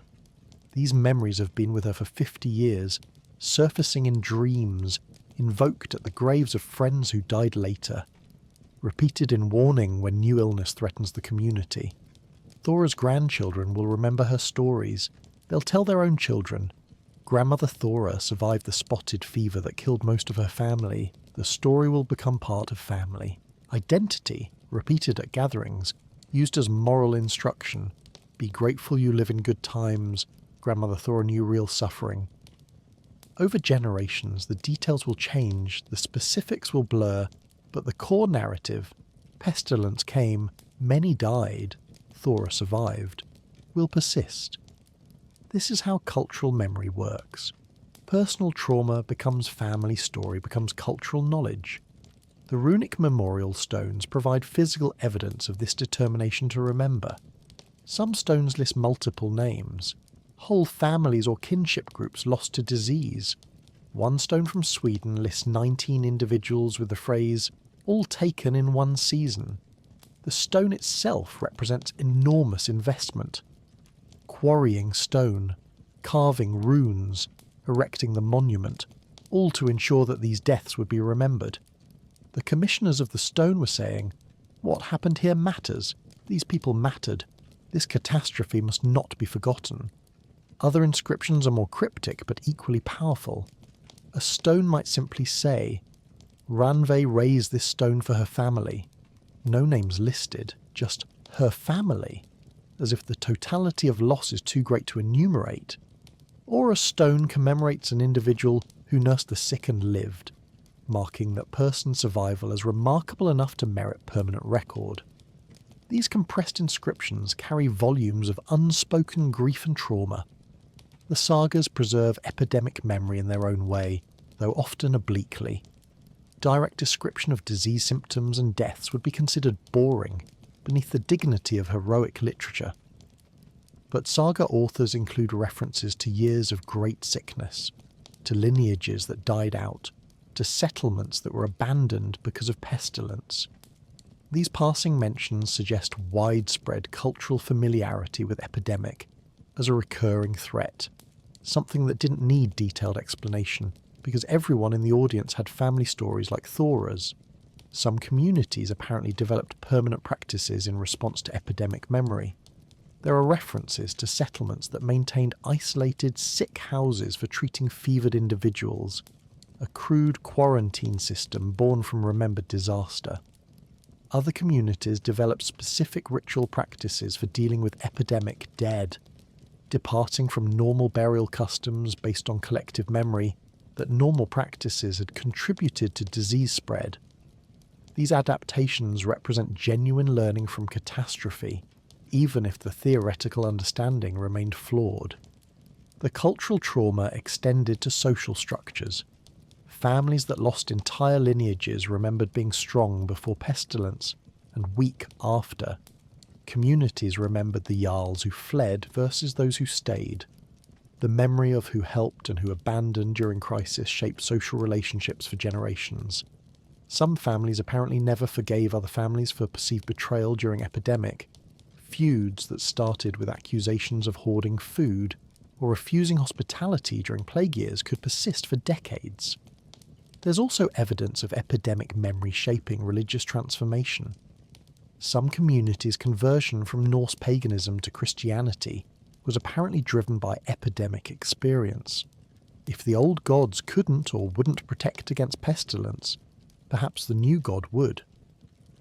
Several Icelandic conversion stories reference disease as a factor pushing toward Christianity, the logic being that Christian regions seem to have less severe outbreaks. They didn't, but distance and limited information created that impression. So the Christian god must have superior protective power. The most chilling aspect of this cultural memory is how it prepared communities psychologically for future outbreaks, while simultaneously making them no more effective at prevention or treatment. Thora's grandchildren, hearing her stories, would be mentally ready for the possibility of epidemic. They'd know what to expect, how to recognise first symptoms, what the likely progression would be. But Thora's stories wouldn't include effective strategies for prevention, because Thora didn't know any. The next outbreak would be psychologically anticipated but practically unprepared for, leading to the same mass graves and abandoned settlements that marked Thora's generation. Archaeological evidence of this long memory appears in unexpected places. Some sites show ritual deposits, offerings or amulets placed in foundation trenches or doorways, that date to periods well after major epidemics. Chemical analysis sometimes reveals these deposits contain materials believed to have protective properties against disease. The best interpretation is that building new structures decades after epidemic, people were still invoking protection against a catastrophe they or their parents had survived. So when we think about cultural memory of pandemic, the way COVID-19 will shape how future generations think about disease, public health, social obligation, we're participating in very old patterns. Vikings who survived pestilence carried that trauma forward through oral tradition, physical monuments, and altered practices. They forgot nothing because forgetting would dishonour the dead and fail to prepare the living. But their memory was powerless to prevent repetition, because memory without understanding provides no defence against invisible killers. The survivors remembered everything, and it saved no one. But still they remembered, because that's what humans do. We bear witness to catastrophe and transmit that witness across generations, hoping that somehow, someday, the remembering might matter. and so we've reached what might seem like the end of our journey through Viking Age pestilence. We've walked through every stage of epidemic experience in 9th and 10th century Scandinavia, from the first cough in a crowded longhouse to the cultural memory that survived for generations. We've examined the physical structures that turned homes into disease incubators, the absent sanitation systems that contaminated water supplies, the medical interventions that range from useless to actively harmful. We've looked at who was most vulnerable, the children who died first, the pregnant women abandoned during labour, the thralls commanded to handle infected bodies until they themselves fell sick. We've seen how epidemic shattered social structures, how sacred hospitality laws were violated, how communities turned on each other looking for scapegoats, how the wealthy fled while the poor had no options but to stay and die.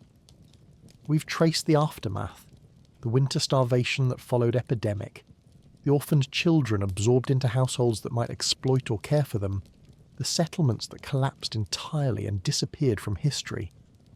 And we've examined what survived. The memorial stones carved for families taken in one season, the oral traditions passed from grandmother to grandchild, the cultural trauma that shaped religious transformation and social relationships for generations. The question we began with was, could you have survived a Viking Age epidemic? And now you have your answer, which is less an answer than a catalogue of variables mostly beyond your control. Your survival would have depended on your social status, your baseline health, your household's wealth, whether you'd been exposed to similar diseases before, pure genetic luck regarding immune response, and whether you happened to live in a community with a clean water source and adequate food stores. You couldn't have controlled most of these factors. You couldn't have known to boil water, to isolate the sick, to avoid close contact with coughing patients. You would have tried herbal remedies that didn't work and spiritual interventions that accomplished nothing. You would have watched people die while having no framework for understanding why some lived and others didn't. You would have done your best with inadequate tools in impossible circumstances, and if you survived, you'd carry the memory forward. You'd tell your grandchildren about the year of great sickness. You'd maintain the practices your community developed in response, even if they were based on misunderstanding. You'd honour the dead with memorial stones and remember the neighbours who fled and the ones who stayed. You'd live with survivors' guilt and trauma, with no therapeutic framework for processing what you'd experienced, just the grinding necessity of continuing to survive. But of course, we're not quite finished yet. There's more to consider about how Viking Age epidemic experience might illuminate our own relationship with disease, our own vulnerabilities, our own attempts to control the uncontrollable. So let us spend a moment, just a moment, considering how distant the Viking Age actually is from our own experience. 1,000 years feels like vast temporal distance. We have germ theory, antibiotics, vaccination, modern sanitation, hospitals, epidemiologists, public health departments. We understand disease causation in ways Vikings couldn't imagine. We have tools they would consider miraculous. Surely we've moved beyond the helplessness they experienced. And yet, when COVID-19 emerged in 2020, we watched some very familiar patterns. We saw supply chain disruptions when illness incapacitated workers, just like Viking settlements where epidemics struck during harvest season, and crops rotted unharvested. We debated whether to isolate the sick or maintain social connection. The same tension between public health and cultural values that made Vikings unable to implement effective quarantine. We saw conspiracy theories and blame directed at vulnerable populations, echoing the scapegoating that tore Viking communities apart. We experienced the psychological trauma of ongoing threat, the exhaustion of uncertainty, the grief of watching people die from something invisible. We had vastly better tools than Vikings possessed. We could sequence the virus's genome, develop vaccines in record time, implement public health measures based on actual understanding of transmission. But we still struggled with many of the same fundamental challenges: how to balance individual freedom with collective safety, how to maintain economic function during health crisis, how to care for the vulnerable when systems are overwhelmed, how to process mass death psychologically. The Vikings we've studied tonight weren't stupid or primitive. They were intelligent people facing an impossible situation with inadequate tools. They made rational decisions based on the information and frameworks available to them. They tried to protect their families, maintain their communities, honour their values. That they failed wasn't because they were inferior to us. It was because they lacked the centuries of scientific development that give us our advantages. We can look at their struggles with compassion rather than superiority. We can recognise that the fundamental human experiences, the fear when someone we love falls sick, the grief when they don't recover, the guilt when we survive and they don't, the determination to remember and honour those we've lost, these are identical across the millennium that separates us. Technology changes. Human vulnerability remains constant. So when you next encounter someone dismissing historical people as ignorant or foolish, remember these Vikings doing their absolute best with impossible circumstances. Remember the vulva working herself to death trying to heal with the tools her culture provided. Remember the thralls forced to bury their owners. Remember the orphaned children with nowhere to go. Remember the survivors carving memorial stones so the dead wouldn't be forgotten. They were us. We are them, just with better tools and more knowledge, advantages built on millennia of accumulated learning and institutional development. And beneath those advantages, we face the same fundamental human condition: vulnerability to invisible forces, the necessity of community for survival, and the determination to bear witness and remember. But there's still a bit more to say before we truly finish. I want to thank you for spending these hours with me, wandering through this deeply unglamorous history. There are certainly more exciting historical topics than medieval epidemiology. There are more heroic figures than victims of dysentery, more dramatic narratives than the slow collapse of unnamed settlements, more uplifting stories than orphans reduced to thraldom. But this is boring history, which means it's the history of how ordinary people experienced extraordinary circumstances. It's the history of unglamorous survival, of making impossible choices, of trying to maintain humanity under inhuman conditions. It's the history of people whose names we mostly don't know, who left few records beyond their bones and their buildings, who died without glory in struggles that seemed meaningless in cosmic terms, but meant everything to them in the moment. These people deserve to be remembered, even though they weren't kings or warriors or explorers. They deserve to have their struggles acknowledged. The mother nursing sick children with remedies that didn't work. The thrall commanded to dig graves until he fell into one himself. The healer working until exhaustion trying to save people she couldn't save. Their failures were human failures. Their suffering was real suffering, and the fact that they're distant in time doesn't make their experiences less worthy of attention. If you found these explorations helpful for sleep, I'd be grateful if you'd subscribe. If this particular episode was useful, perhaps click that like button. But more than that, I hope you'll carry forward some small awareness of how recently, in historical terms, humans have had any real defences against epidemic disease. How fortunate we are to live in an era where survival doesn't depend quite so completely on luck and social status. How much we owe to the centuries of people who suffered through epidemics, made observations, passed knowledge forward, and slowly built the systems that protect us now. But we're not quite done. Let me leave you with a few final thoughts as you drift towards sleep. Picture, if you will, that Norwegian farmstead we began with, the one where a thrall named Ragnhild woke with a headache and started an outbreak that would kill dozens. Imagine returning there in spring, after the pestilence has run its course and winter has passed. The longhouse still stands, but it's quieter now. Fewer voices, fewer footsteps. The sleeping platforms that once held 40 people now hold perhaps 15.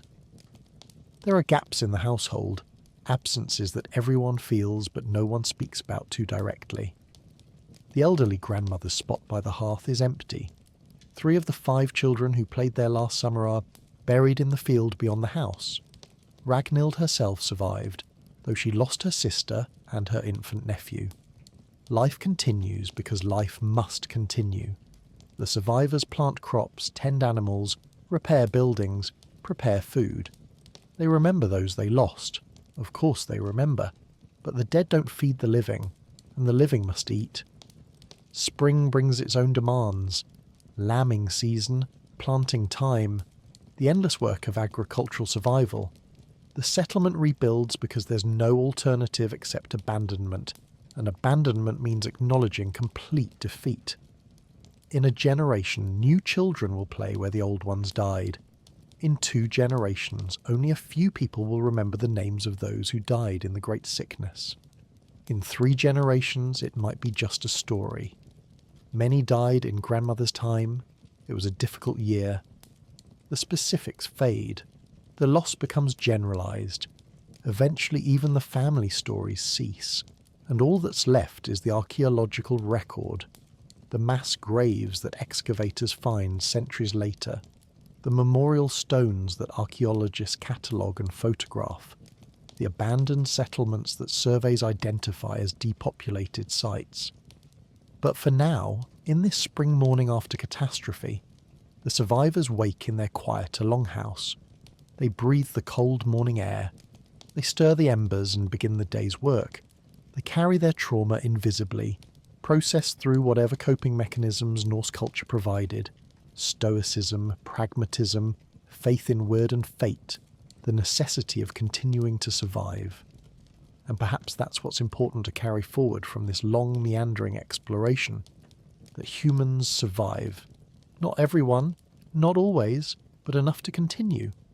That we face seemingly insurmountable threats, epidemic disease, environmental catastrophe, social collapse, and some of us get through to the other side. That we bear witness to the dead, we honour their memory, we try to learn from catastrophe even when our understanding is incomplete. That we persist. So as you drift towards sleep tonight, in your warm bed, in your safe space, with access to clean water and modern medicine, and all the infrastructure that protects you from most of what killed Vikings routinely, you can hold gratitude for these advantages, and you can hold compassion for those who came before, who faced invisible killers with inadequate tools and tremendous courage. Let yourself relax. Let the tension ease from your shoulders. Let your breathing slow and deepen. The Vikings we've studied tonight are long dead. They've been dead for a millennium. Their struggles are over. Their suffering has ended. They rest in graves scattered across Scandinavia and Iceland and Greenland and all the places Norse people settled. They rest, and so can you. The history is boring. The details are tedious. The methodical examination of every aspect of epidemic experience has been, I hope, sufficiently soporific to ease you towards sleep. If you're still awake, that's fine. There will be other episodes, other deeply boring historical explorations. If you're drifting off, that's perfect. That's exactly what this is for. Sleep well, dear listener. Rest peacefully. And when you wake, perhaps spare a moment of gratitude for antibiotics, for sewage systems, for public health infrastructure, for all the unglamorous modern miracles that separate your life from the Vikings we've studied tonight. They would have considered you impossibly fortunate. And they would have been absolutely right. Thank you for listening. Good night.